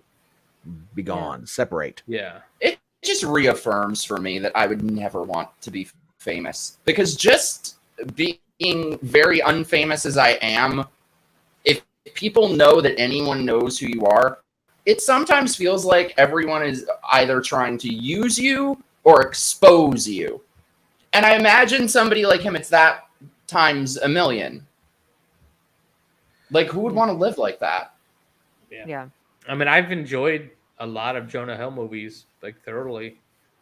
Like, I loved the Jump Street movies. I thought they were hilarious. Take Him to the Greek, wasn't he in that? He was. I believe you're right. Yeah. That one's pretty funny. Well, but Russell Brand's in there. I just rewatched Knocked Up. I hadn't seen that in a long time. That movie was really funny. And It was. I don't like Seth Rogen, but No. like he's pretty funny and stuff. I'll give him that. Yeah, but isn't it also a different era of Hollywood? Because talking about, stars letting themselves be used or being out on social media and everything else, when I heard that, it made me think back to an interview I saw a long time ago with Lauren Bacall toward the end of her life, and she was talking about, how do I want to phrase this? She was talking about specifically, being out in the media and her private life versus her public life, and she made the statement, rather bluntly, of course, but it's Lauren Bacall, she can do this. She made the statement, "I'm not under any obligation to tell anyone anything about my life that I don't want them to know." Go girl. And that's how I treat it. And by and large, that was Bacall. Yes, everybody knew she was famous. Yes, everybody knew she had done stuff. But nobody knew the extent of it except her and maybe a handful of people. And that was it. The critical drinker makes a comment that, social media has ruined Hollywood movie stars in part because it's given them the access to be able to tell everybody exactly what they think, as opposed to preserving the mystique and the mystery of, ooh, they're a movie star. I wonder what they think about this subject. Yeah. Most of them we went to dinner with her when I was a kid. She's amazing. Oh, wow. That's really cool. What were you saying, Greg? No, I was just saying that's really cool. Oh, before that. Oh, I just say it's an actor. They don't typically have their own thoughts. No. Yeah. What's interesting, by the way, did you see Kevin Spacey is apparently going to stand trial in the UK? I'm like, that accuser better be put into protective custody, because I love how everybody just ignores the fact that, like, 3 of Kevin Spacey's accusers dropped dead in the span of like a year. Okay. So I watch a lot of court trials. Not that it makes me any smarter about court proceedings. I was kind of on his side. Like so if I had only watched the court trials, which he has won, I would pretty much be on his side. However, he's killing bitches. However, he's out here fucking killing people. It was and bragging about it. He's making videos about how he's gonna kill them. ... with kindness. I said, however, it's when he made that, like when the accusations first came out, and his response video was, "I'm gay." Ugh. I was like, oh, he did that shit. Like he did that shit. Because I cannot imagine any, like, these guys have their own marketing team and everything. I can't imagine any marketing team going, "Oh, that's the best response you can do. That's a great response." Yeah, just go out there and say you're gay when you're accused of, like, raping children. By the way, sorry, not to. This is a very bad segue from raping children, but I just thought, like, there's a good thing. I get the stink eye from the people whose window faces this window in this room, and they just looked out their window to me and went like this. Like, fuck you, I closed my window. So we're going another 3 hours then, I see. I hate these people. Sorry, that was a side note. Continue. No, I basically finished. Yeah, it was the way he responded. Well, it's actually it reminds me. I noticed that too, Greg, and it reminds me of also what Harvey Weinstein did, which is when everything finally broke about him. He put out a statement that sort of mealy mouth apologized, but not really. And then he said, "By the way, I hate guns and I hate the NRA, and I'm going to dedicate the next year to taking the NRA down." He put that in his statement about all the stuff with women. They know how powerful that is. Yes, because what they do is they're trying to like remind people, you know, if I play the gay card, if I play the anti-gun card, if I play like if I come out as trans, if I do, you know, whatever, I'm reminding people that I have the right ideology. I'm in this tribe. Please don't attack me. And it just didn't work in these two cases. I think people were like, well, there's too much on them. There's too much on them. Well, I think people are woken up to it. They're like, what the fuck do you mean? Yeah. What is it? Jonah Hill is going to come out as trans. Yeah. Yeah. It's gonna be the new what was that last movie where he was dating, it was an interracial marriage that was happening, and he was meeting the parents, just like Eddie Murphy and somebody else, and it was like this awkward like white guy with the black family thing. It's gonna be that, but with like a trans family or something. Yeah. By the way, though, this is a very good segue to the next thing. Well, actually, before we get to our next segment, let's have a very quick word from our sponsors.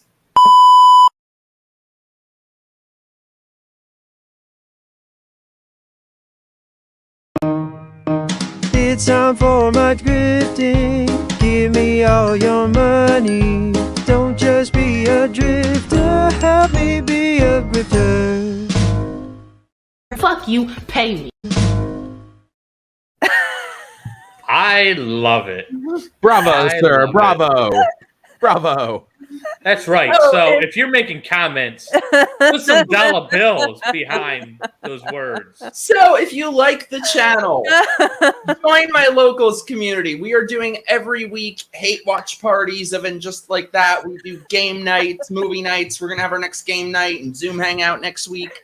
Become a channel member. I have multiple members now, like the diphalic. That's what it's called, right? Diphalic?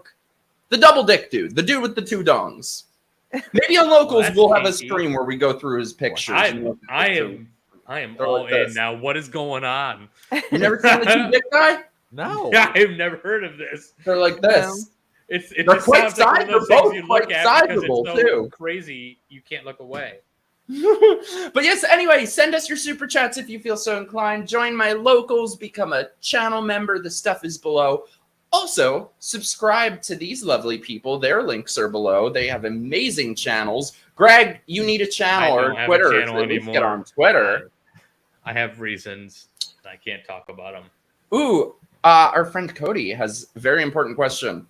What true crime channels do you watch? Well, he can't answer that because he didn't put any money behind it. He can do whatever he wants. That's our boy. Can I name mine? Yeah. My favorites are The Disturbing Truth.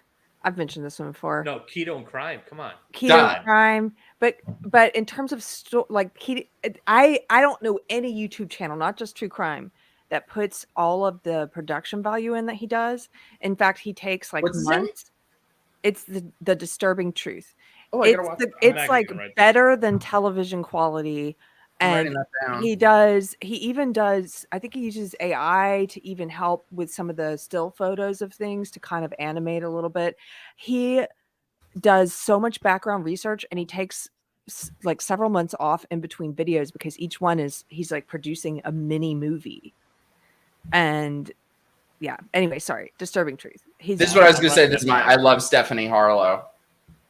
Stephanie, I don't know who that is. Stephanie Harlow. Oh, she's great. Stephanie Harlow. Harlequins.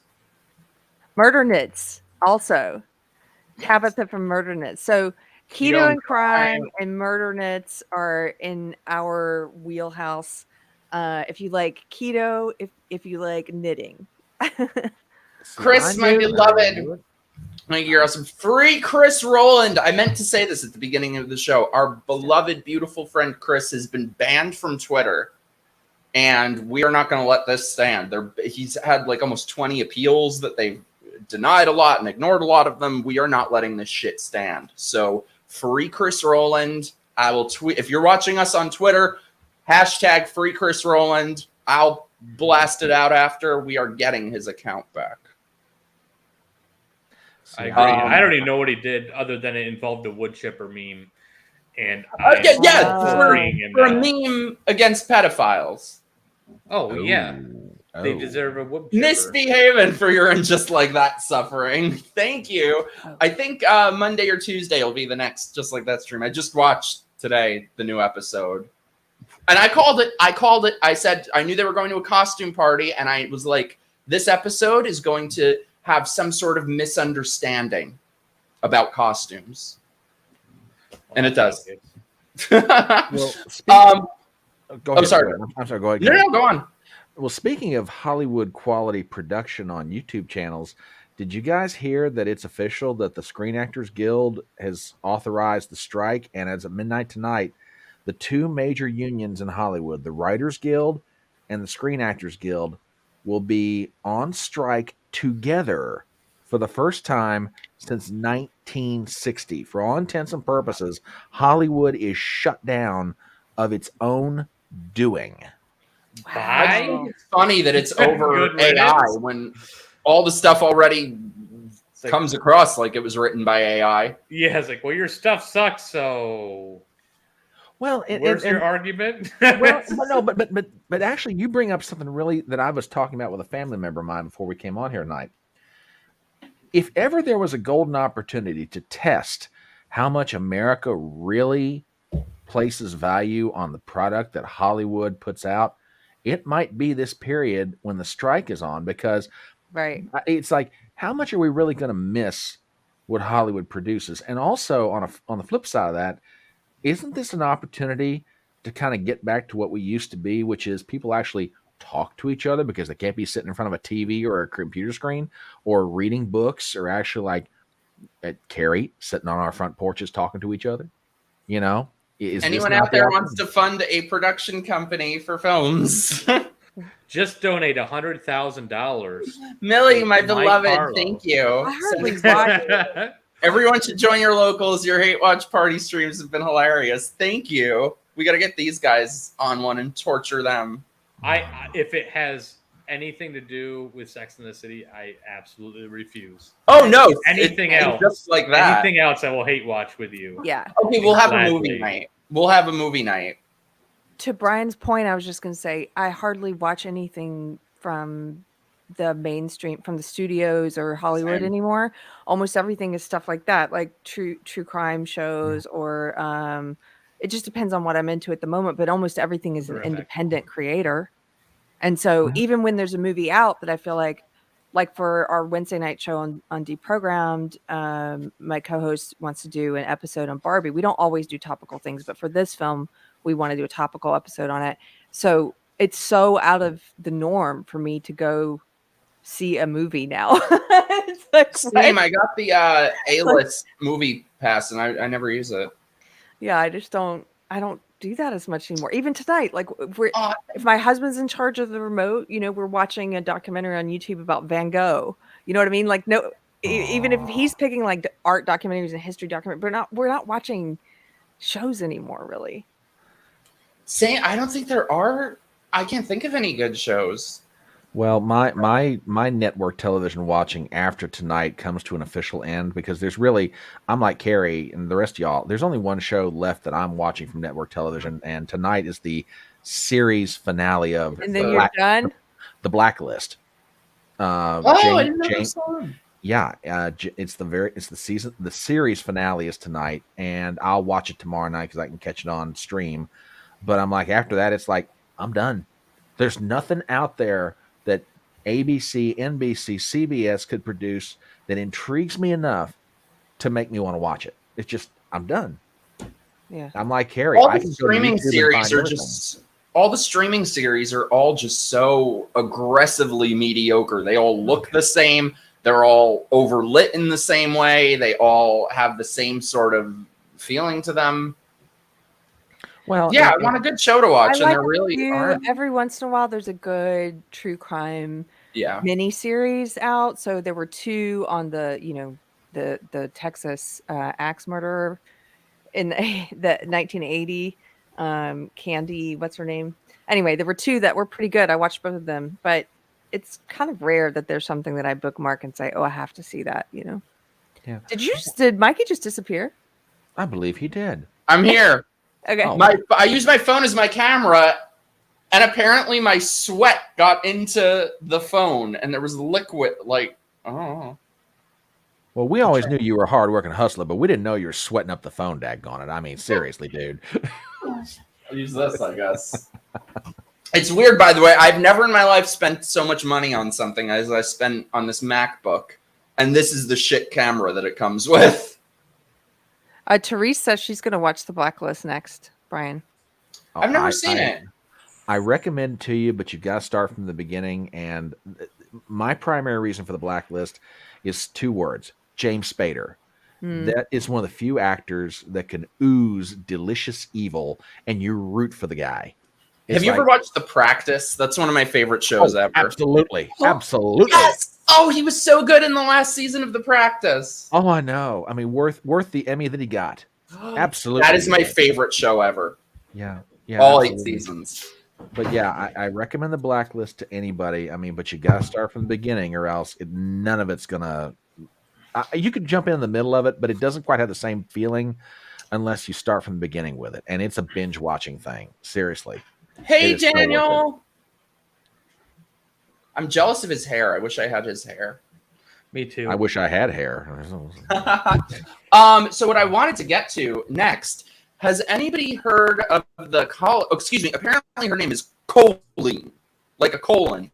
Has anyone heard of the Colleen Ballinger saga?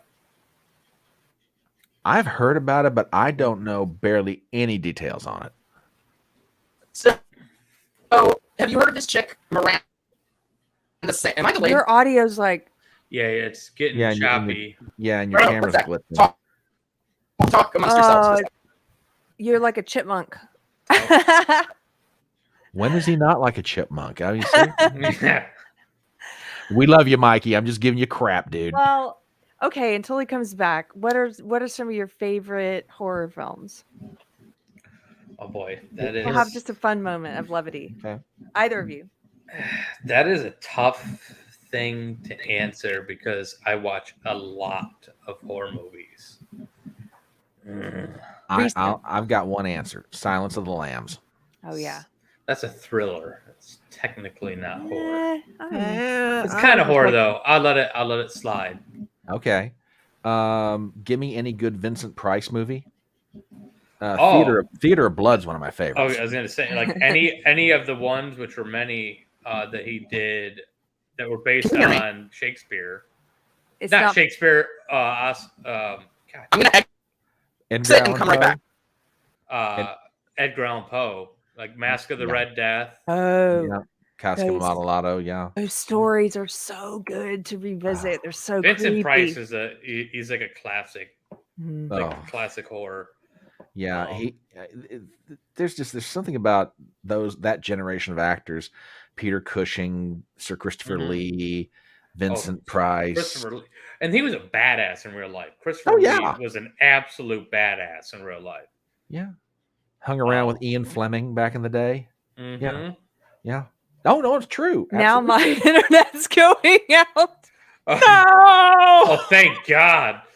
Hey. Oh, Greg, look what I did for you. I brought my tiger mug. Oh, you're for you. Oh, it's absolutely disgusting. What can I say?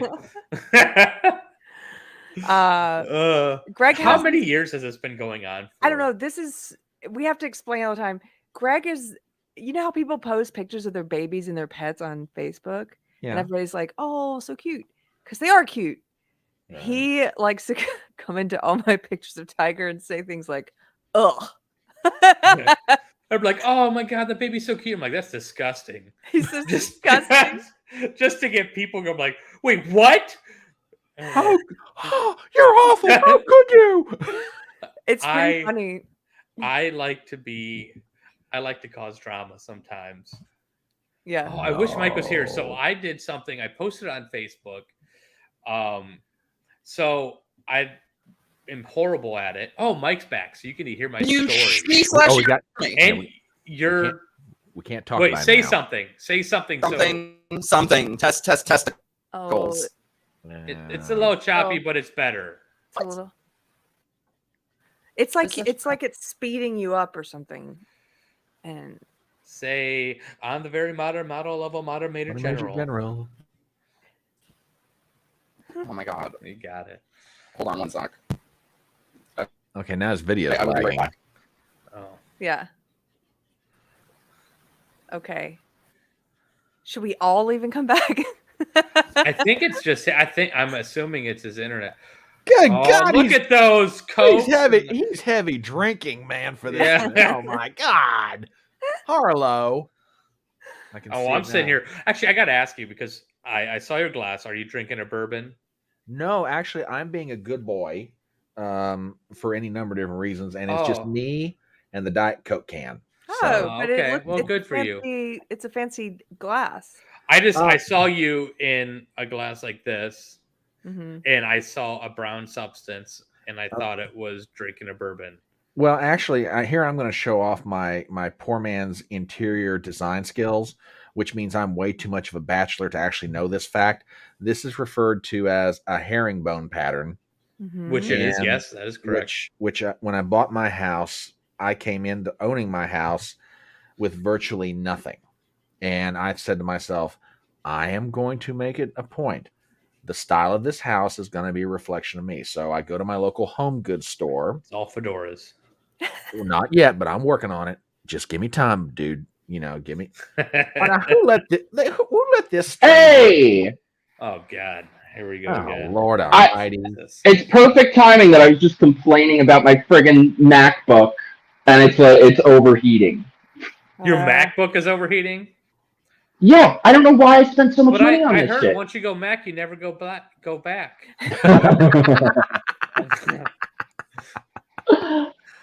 What did I miss? I heard Silence of the Lambs, and I was like, oh, I wish I was there. Okay, so I was about to start with my story, but first, I want to hear about your interior decoration skills from Brian. Okay, well, look, being a bachelor and coming into when I bought my house 5 years ago, having nothing really, not a stitch of anything, and I'm still working on it slowly but surely over time. But I mean, when it came to the glassware, the plates, the everything else, I'm like, no. It's not like I'm going to be the Biltmore estate, but by George, when you come to my house, it's going to be as fancy as I can make it, with as much fun as I can make it doing it. So, I've got my herringbone pattern, low ball and high ball glasses, and a small little, I jokingly refer to my butler's pantry as go see Jeeves. Whenever I have a friend.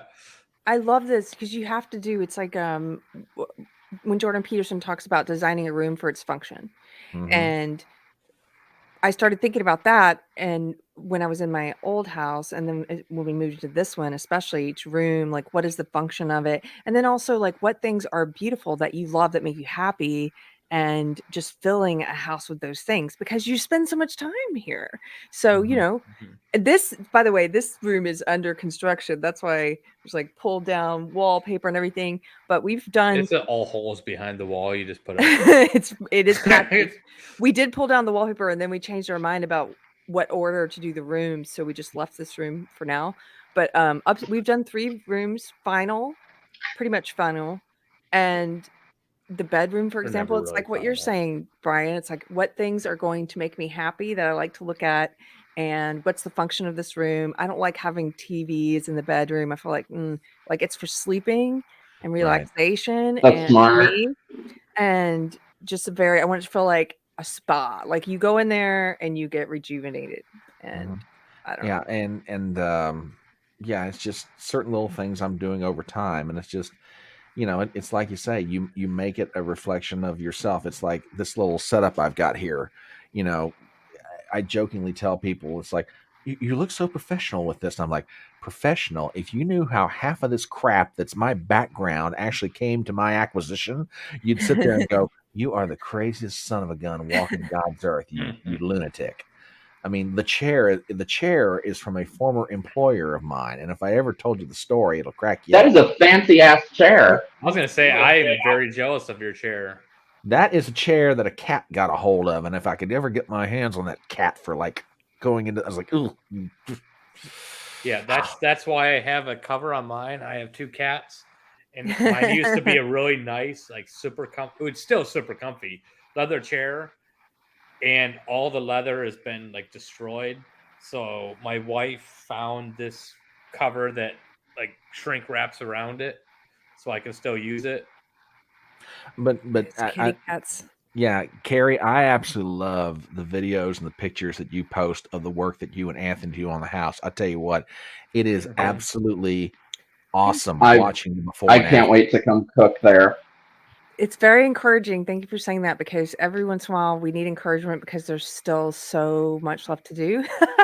And then I get like, oh, we're never going to be done with this. So, well, just remember that old Louis Armstrong song, "We have all the time in the world." Right. Just when you're working on that house, just think about that. What do they say? A car wreck, and then it's over. But other than that, pretty much.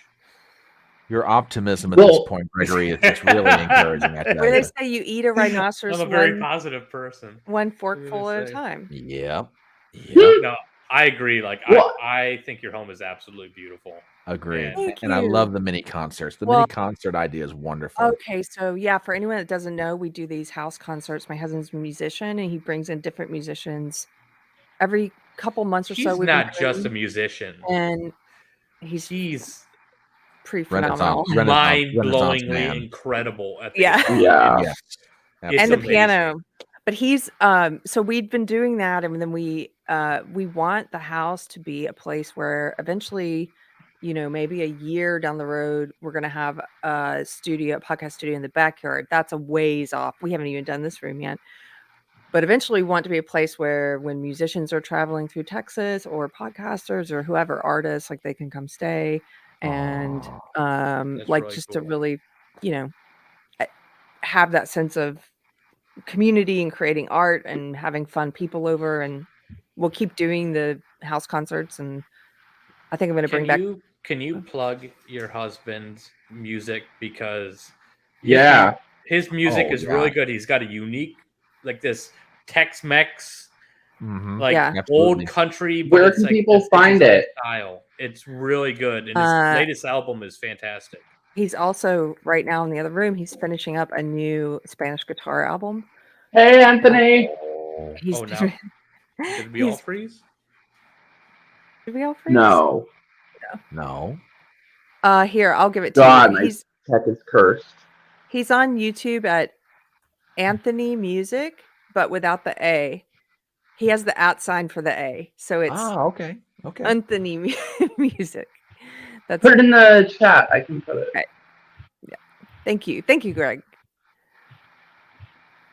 There we go. So I was going to get, I don't know if it'll play now, but I was going to get, check out Anthony's music, y'all. He is the best. I was going to get to this chick's song, but I don't know if it'll come up on the screen or if anybody wants to see that anyway. Have you guys seen her song? No. So this chick, she had a character, Miranda Sings, and she was like one of the first like big YouTubers. Like they gave her a Netflix show. I never understood the appeal of her. He's gone now. Oh no! My tech is cursed. He's probably just like, I don't know, reloading. There he is, Florida man. Hey. So it was me this time. It wasn't Mikey. I think it's actually YouTube doesn't want us to watch this lady's video. I don't blame them.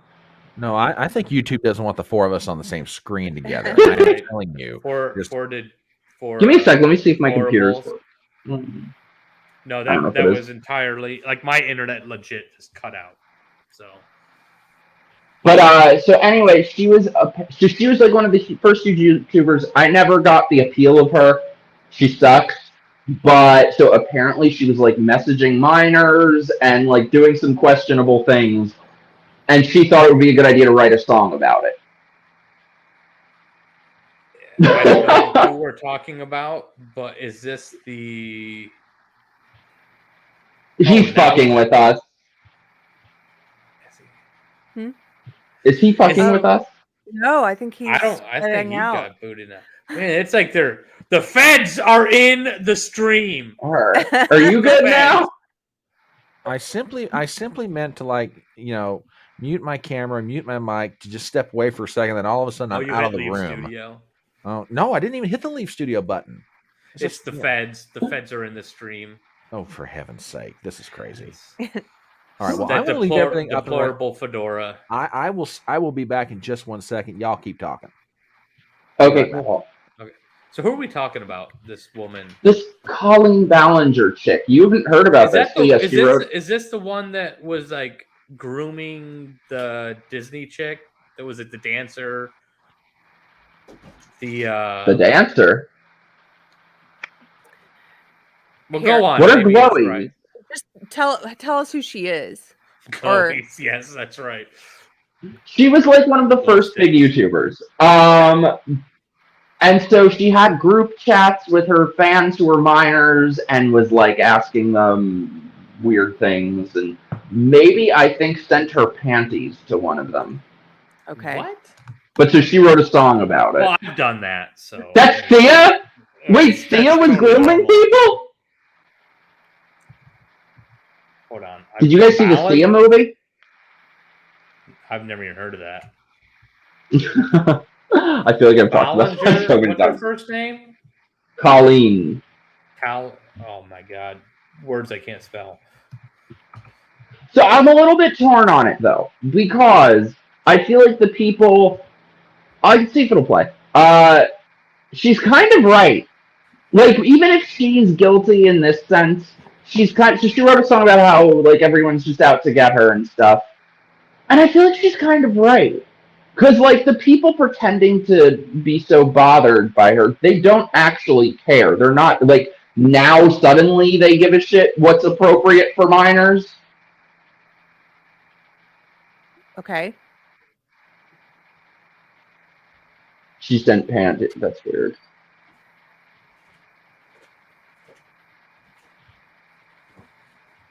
So she made a song about this controversy? Let me see if it'll play.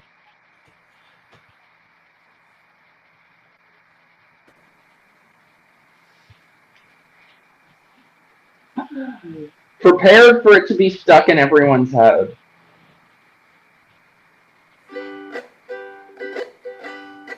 Wait, how is Greg here twice? It's been a while since I saw my face. I haven't been doing so great, so I took a little break. So a lot of people are saying some things about me that aren't quite true. Doesn't matter if it's true, though. Just as long as it's entertaining to you. Right? You guys haven't... I mean, it is true, though. Like, there are screen caps and shit. Oh, yeah, this is the same person. Gossip train. With JoJo Siwa, that's who it was. Of misinformation, the toxic gossip train. Oh! One-way ticket to manipulation station. Toxic gossip train. Oh! To the tracks and harass me for my past. Cause rumors look like facts. If you don't mind the gaps, I won't survive. Oh, wait, we have to EFAP because she's copyright claiming. But yeah, I feel like if you're gonna write a song, at least like sing in tune. Well, I don't mind her voice so much because it's ukulele. It doesn't always sound like that. Yeah. Theater Kid Rhonda, this is exactly the point. Theater kids are a mistake. Theater kids, I am calling for a total shutdown on theater kids until we can realize what the hell is going on. Yeah, it's Miranda Sings or whatever. Okay. Yeah, it's the. I saw this because there are headlines about her being inappropriate with JoJo Siwa, which because my wife used to watch whatever dance thing that had whatever that overweight lady that yells at her kids all the time show. Dance Moms. Dance Moms. That's it. No, I thought you meant Lizzo. Well, yeah. I find it funny is she's strong and beautiful until you tell your girlfriend that she looks like Lizzo, and then She's no longer strong and beautiful. One sec.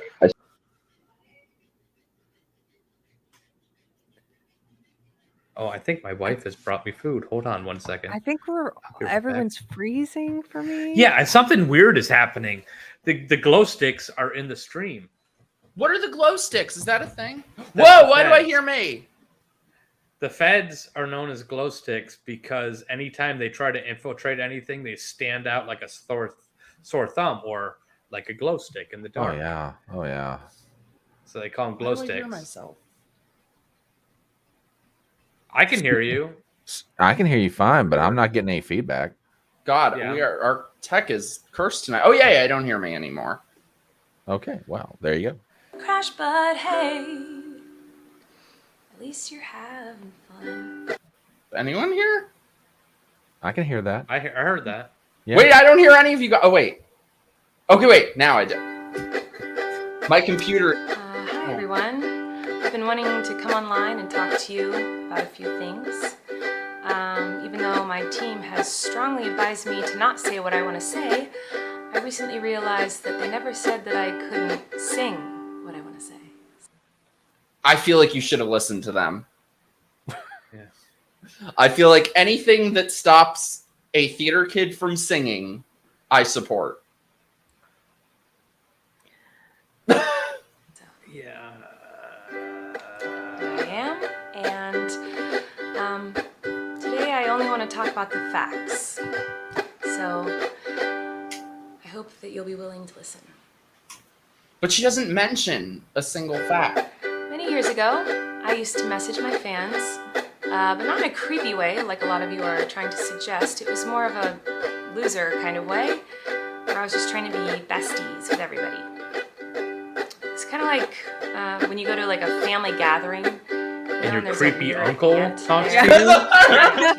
Oh, what's the tea? And that was And weird. the one who touches uncle. you in the back of the pickup truck. It was weird. I've been sharing my life online for over 15 years. I like Smack! I've poured my heart out to you, and because of that, I feel like I'm talking to my friends. But in the beginning of my career, I didn't really understand that maybe there should be some boundaries there. No. There were times in the DMs when I would overshare details of my life, which was really weird of me. Okay, get on with Bye, it. but hey, at least you're Get it, Keri. fun. In all seriousness, I do think it's really important to hold people accountable for their What mistakes. instruments do you guys have? We should hope that everyone can learn from I their have my mistakes letter and grow opening and baton. change their behavior I'm and conducting. be a better person. And this is something that I've always tried to do when I make mistakes, and it's something that I will continue to try to do. What? Oh, you don't care? Oh, okay. I thought you wanted me to take accountability, but that's not the point of your mob mentality, is it? No. Your goal is to ruin the life of the person you despise while you dramatize your lies and monetize their demise. West I feel Virginia like I can cowbell. already hear the comments on this video. She's gaslighting, manipulating. Oh, she's a narcissist and a rat. I would never make a mistake like that. Oh, I'm sorry. I didn't realize that all of you are perfect, so please criticize me. Bring out the daggers, make I need to find my kazoo. Stab me repeatedly in my bony little back. I'm sure you're... This is another situation, I think, where I just hate everyone. Because she's just such an asshole. Like, she did the things they're accusing her of. I think it's a bit blown out of proportion, but what do you guys think? I mean, when she says overshare, but you're talking about panties and stuff to like 9-year-olds or whatever age they were. 14. There's overshare, and then there's like, what the fuck? What do you guys think? I mean, I haven't read any articles about this lady, so I don't know any of the evidence against her. So I don't have an opinion. I think the song is like, I think the song is cute. I think it's clever. I'll agree with that. Yeah. I mean, is this kind of like a mea culpa on her part? Or, I mean, what is she trying to accomplish here? Or is she just mad, pissed off at the world and like, by God, I'll have my say and I'm going to do it with a ukulele and a song? Yeah. She's trying to clear her name in a cutesy way. Okay.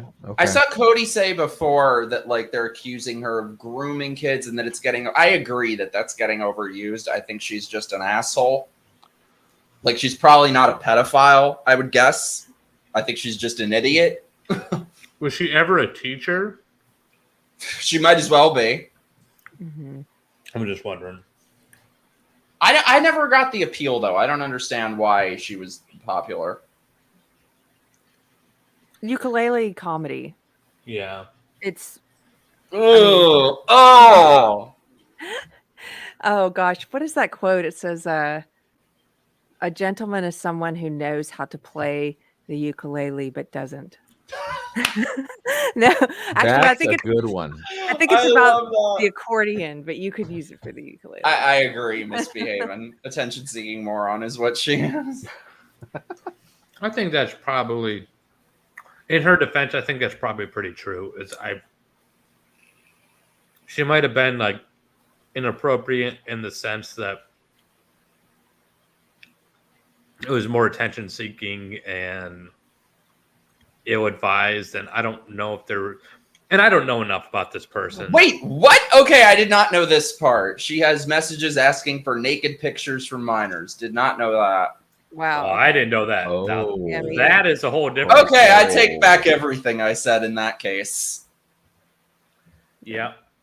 Oh, you know what? In that case, I agree with what she says at the end. And that mistake doesn't No, make not that them part. a terrible No, not that human. part. Get to it, bitch. It just makes them a human. No, I love how she wrote like a kid's song about it.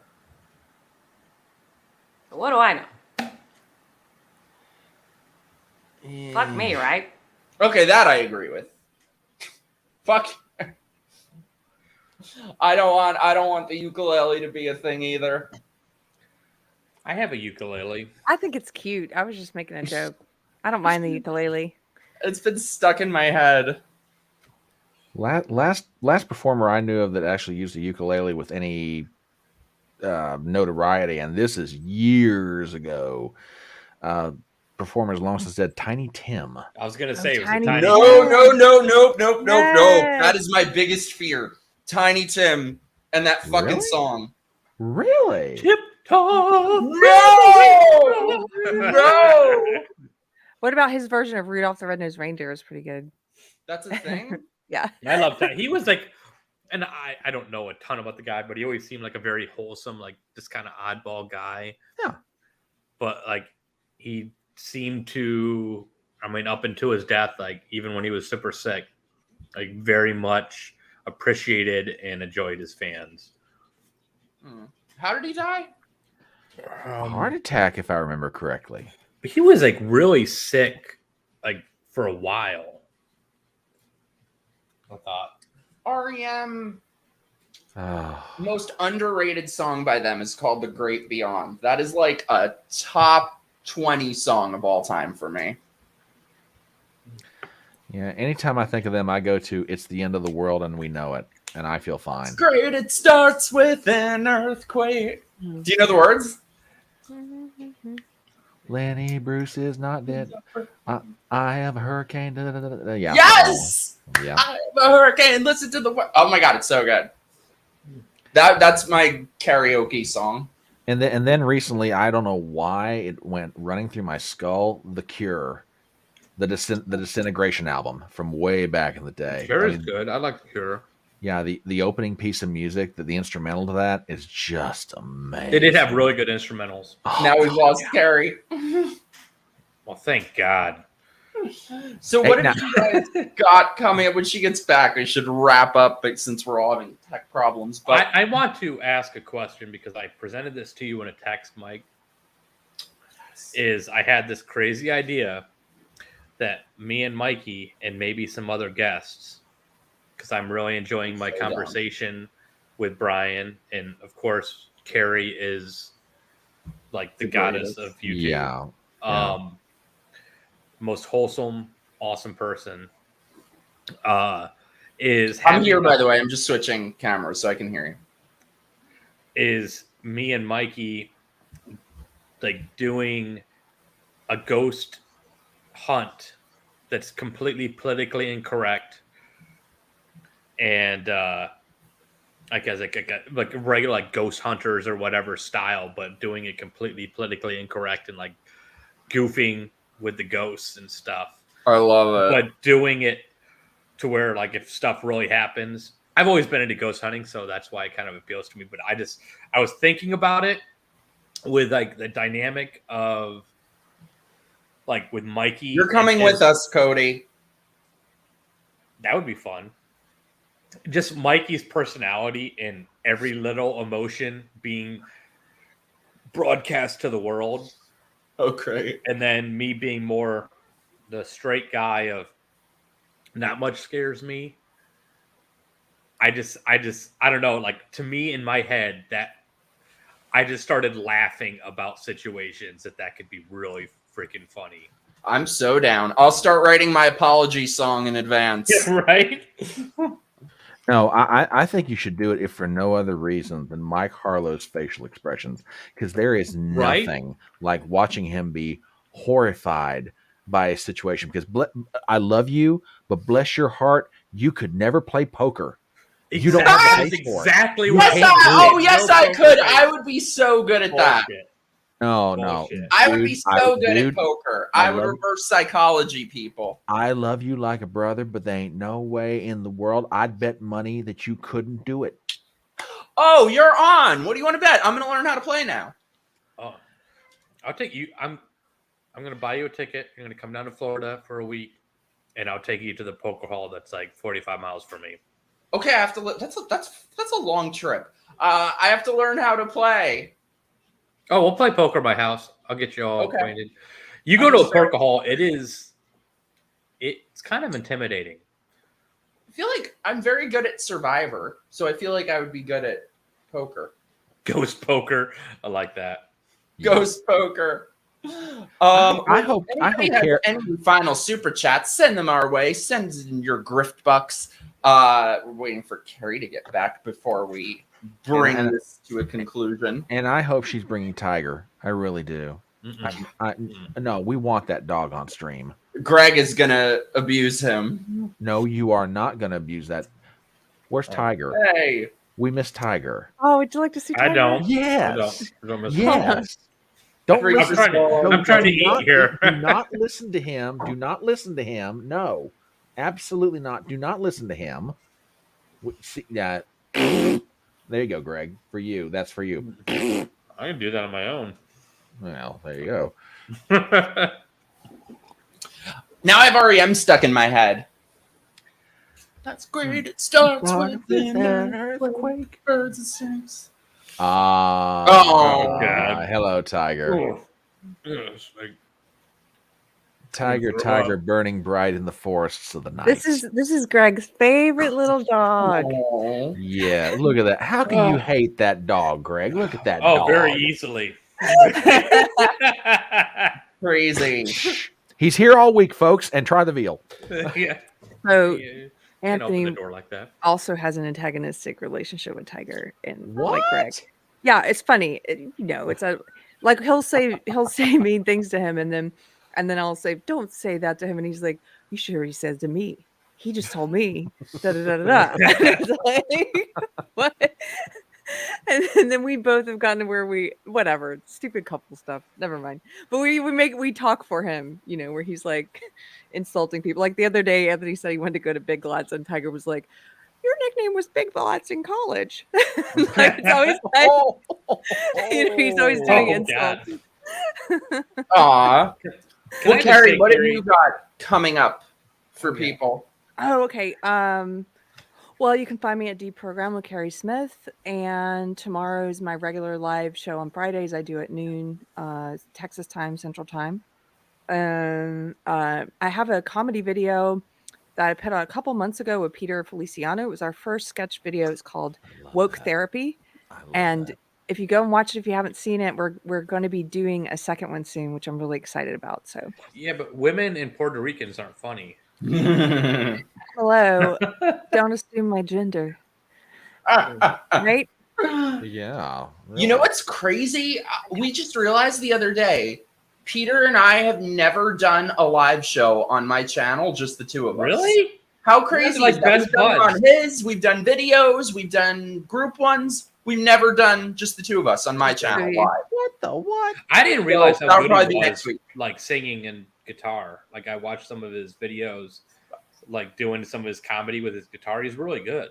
Yeah, he's He amazing. came over to our house for Thanksgiving, so we had people over, and he brought. Well, after everyone ate, some of my husband's friends who they all started playing music, and then anyway, Peter and my husband did a cover of The Rooster. That was great. Oh, Yeah, they did several really funny songs. He's good with the comedy music, also like being able to do both of those things. Well, it's his mannerisms of like how he's able to really express himself while he's playing and do like the pauses and get a line out. I was really impressed with that. He's a fun guy. All the Keri things. Hell yeah. Thank you, Therese.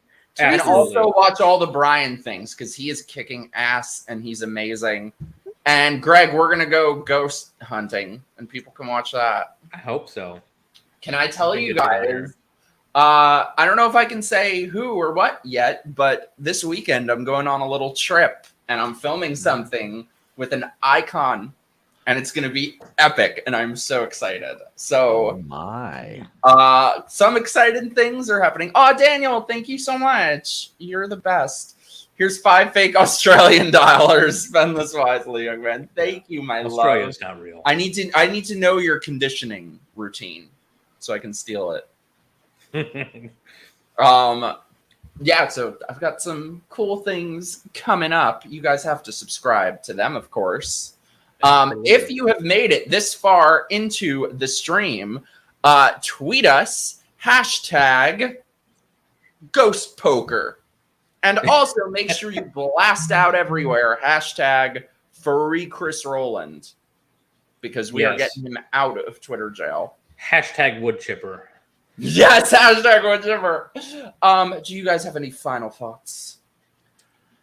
Jerry Springer, final thoughts. For my part, I mean, I have been looking forward to this stream ever since Harlow put it together, because Greg, your reputation precedes you, and you have lived up to being an agent provocateur of the first caliber. This lady above me, I will go on a live stream with her anytime she wants to. Love this woman. Yes, absolutely. You are probably one of the most gracious debaters I have ever seen on social media, and I love watching your stuff. I don't always get the chance to do it, but anytime I can, I will always try to give you a thumbs up on a video or whatever. And this pirate up here, this one, most certainly not getting all the recognition he deserves for all the hard work he's doing. So we must. Well, he's a pirate, a New York sophisticate pirate, but he's a pirate nonetheless. But yes, we must do this again sometime. And Mike, if you want to, let me know when you want to get this group back together, because I'd love to hang out with y'all. Yeah, same. Greg, get your ass on Twitter. Maybe. You're pulling me toward it. You're winning. Peer pressure. I haven't given up. No, I'll say first, Brian, Front Porch Conservative, check him out. Thank you. I only got a chance to watch a little bit of your stuff, but I really like your takes. I like your attitude. I think your opinions are well thought out. Thank you. You seem like a genuine guy, even though you wear a fedora. I'll forgive that. And he's a real hat squad. He's a very classy gentleman. He does come off very gentlemanly. But no, I've really thoroughly enjoyed our conversation tonight. I think if we had a nice bourbon or beer together, we could really have a great conversation. Keri, obviously, as always, you're one person that it amazes me how many people love you and look up to you. It's your attitude.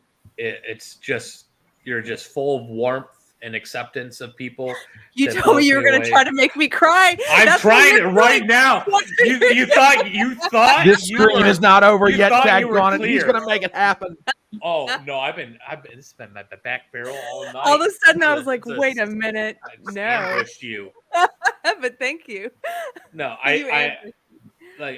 you're just one of those people that, when you lead by example. You don't force it upon people, but you put out your opinions, and just by how you act and how you approach issues makes people want to become better people.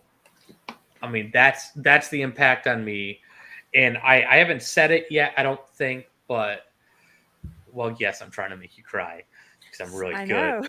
But I'm so happy for you in your marriage. Like I think you really found the perfect guy. I think he's fantastic. His music is amazing. I listened to his album multiple times. I think it's legitimately really good music. It's very good music. And just to see you two around each other brings me joy in my life, because I get to see that absolute joy that he brings you. And for somebody I really respect, I think that's incredible. That's a very rare thing.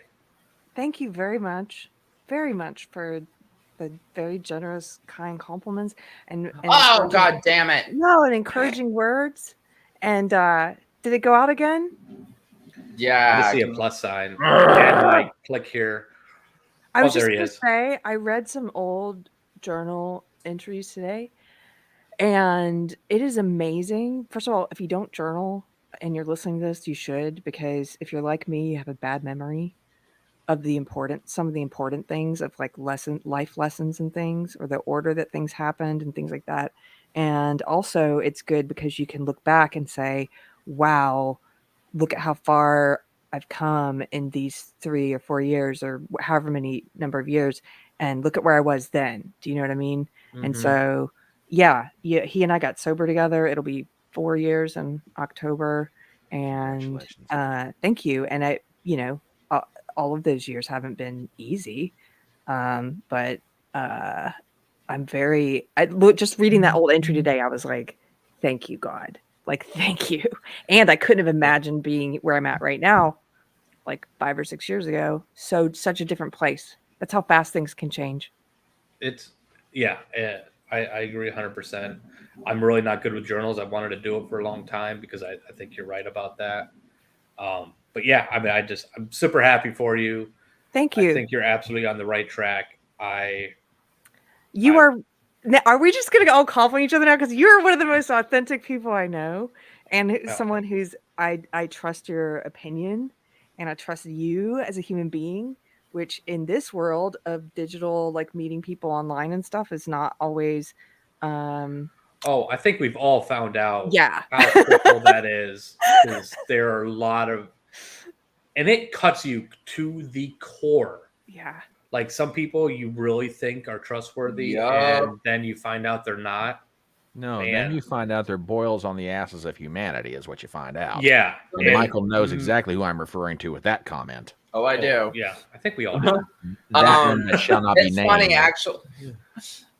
Somebody mentioned Blair before. I remember she said to me a long time ago how she really tries to not be friends with most content creators, and I didn't understand that then. I don't blame her. I get it 1,001% now.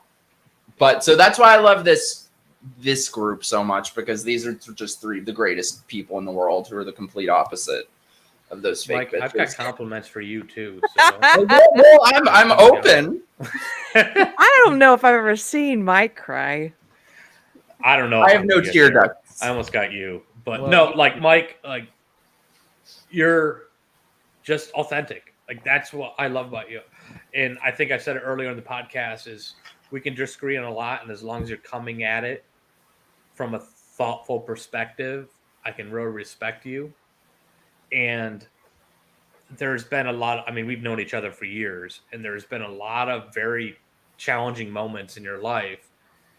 And there are times where you've made mistakes and you have gone above and beyond to make an effort to correct those. And I respect that a lot. And I always have a great time talking to you.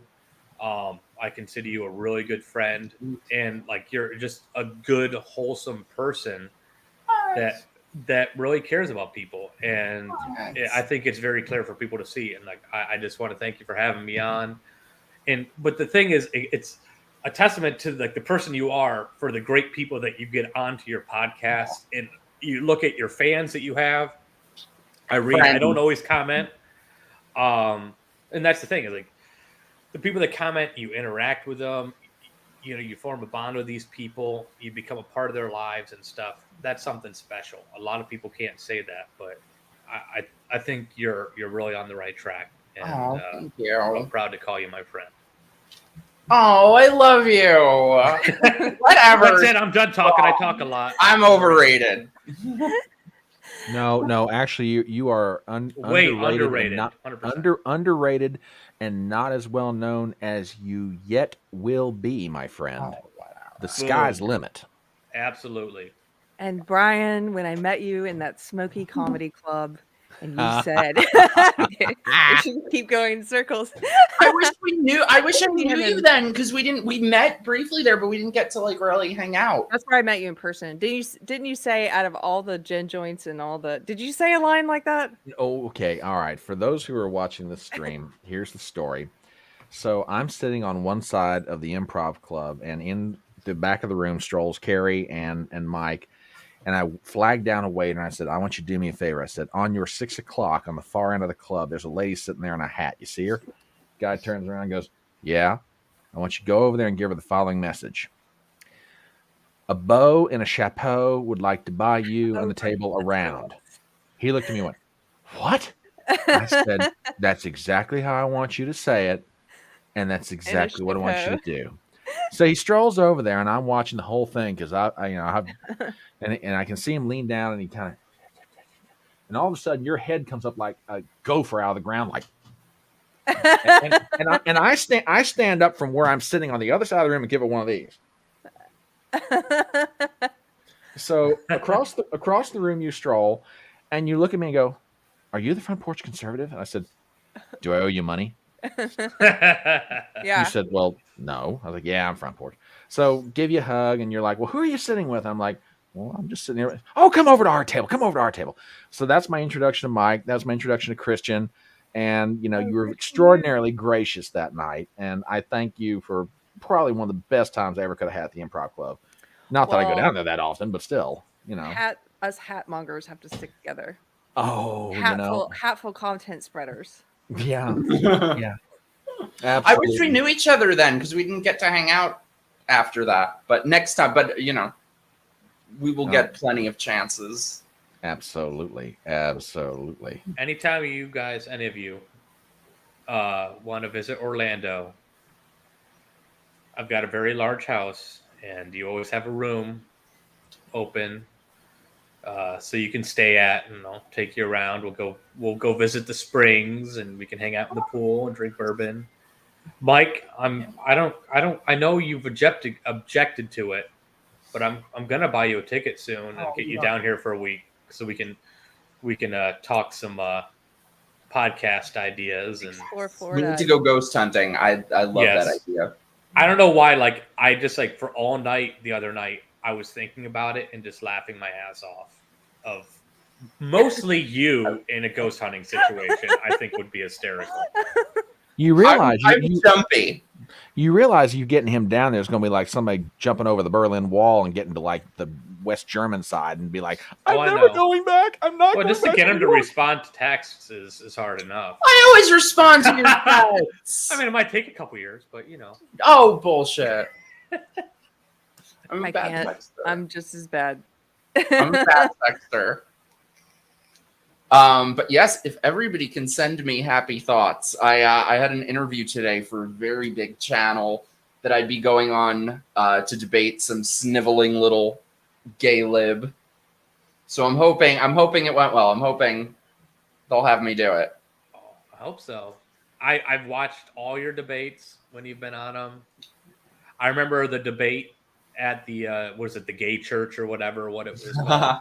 And yeah, you were feisty and knocked it out of the park. I loved it. Oh, thank you. Yeah, it's cool. It's Keri, as Keri says, God's got you. Because it's weird.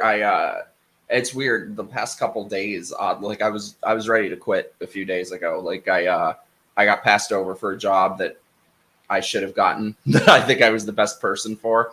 And And so I was like, I'm just done. I'm ready to quit. And it's weird. Since then, like all these opportunities have suddenly just presented themselves the last couple days. So hopefully they're good. I think I'm finally in a place where I know how to like take advantage of them fully. So yeah. Invest in yourself, man. I mean, Brian's been doing it since March. 400 subscribers that he's gotten since then. That's actually pretty impressive.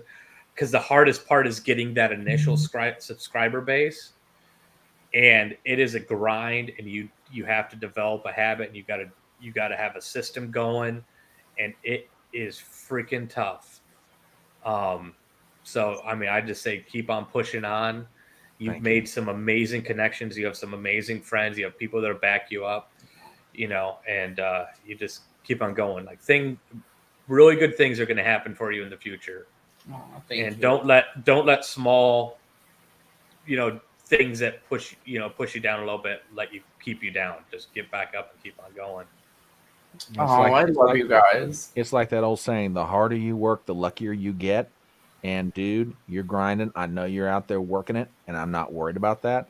And it's going to happen. I mean, it's going to be the most unexpected thing, but when it comes along, it's going to blow your doors off.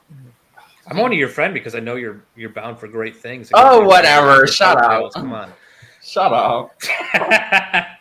Yeah, I'm really excited for this weekend though. It's gonna wait till you guys see it. It's gonna be great. Cool. But thank you guys so much for being here. Thank you, our beautiful friends in the chat. You guys are the best. I love you guys so much. And I love you guys so much. Yeah, shout out Robert Lowry. Somebody say something nasty. What? Say something nasty. Yeah. Oh God. Hollywood sucks. I don't know. Yeah. Pearl Harbor sucked as a movie, but not as much as you do. There it is. There you go. I love you guys. I'll have another show next week. I'll be showing my locals. Join the stuff. Subscribe to them. We love you guys. Mwah.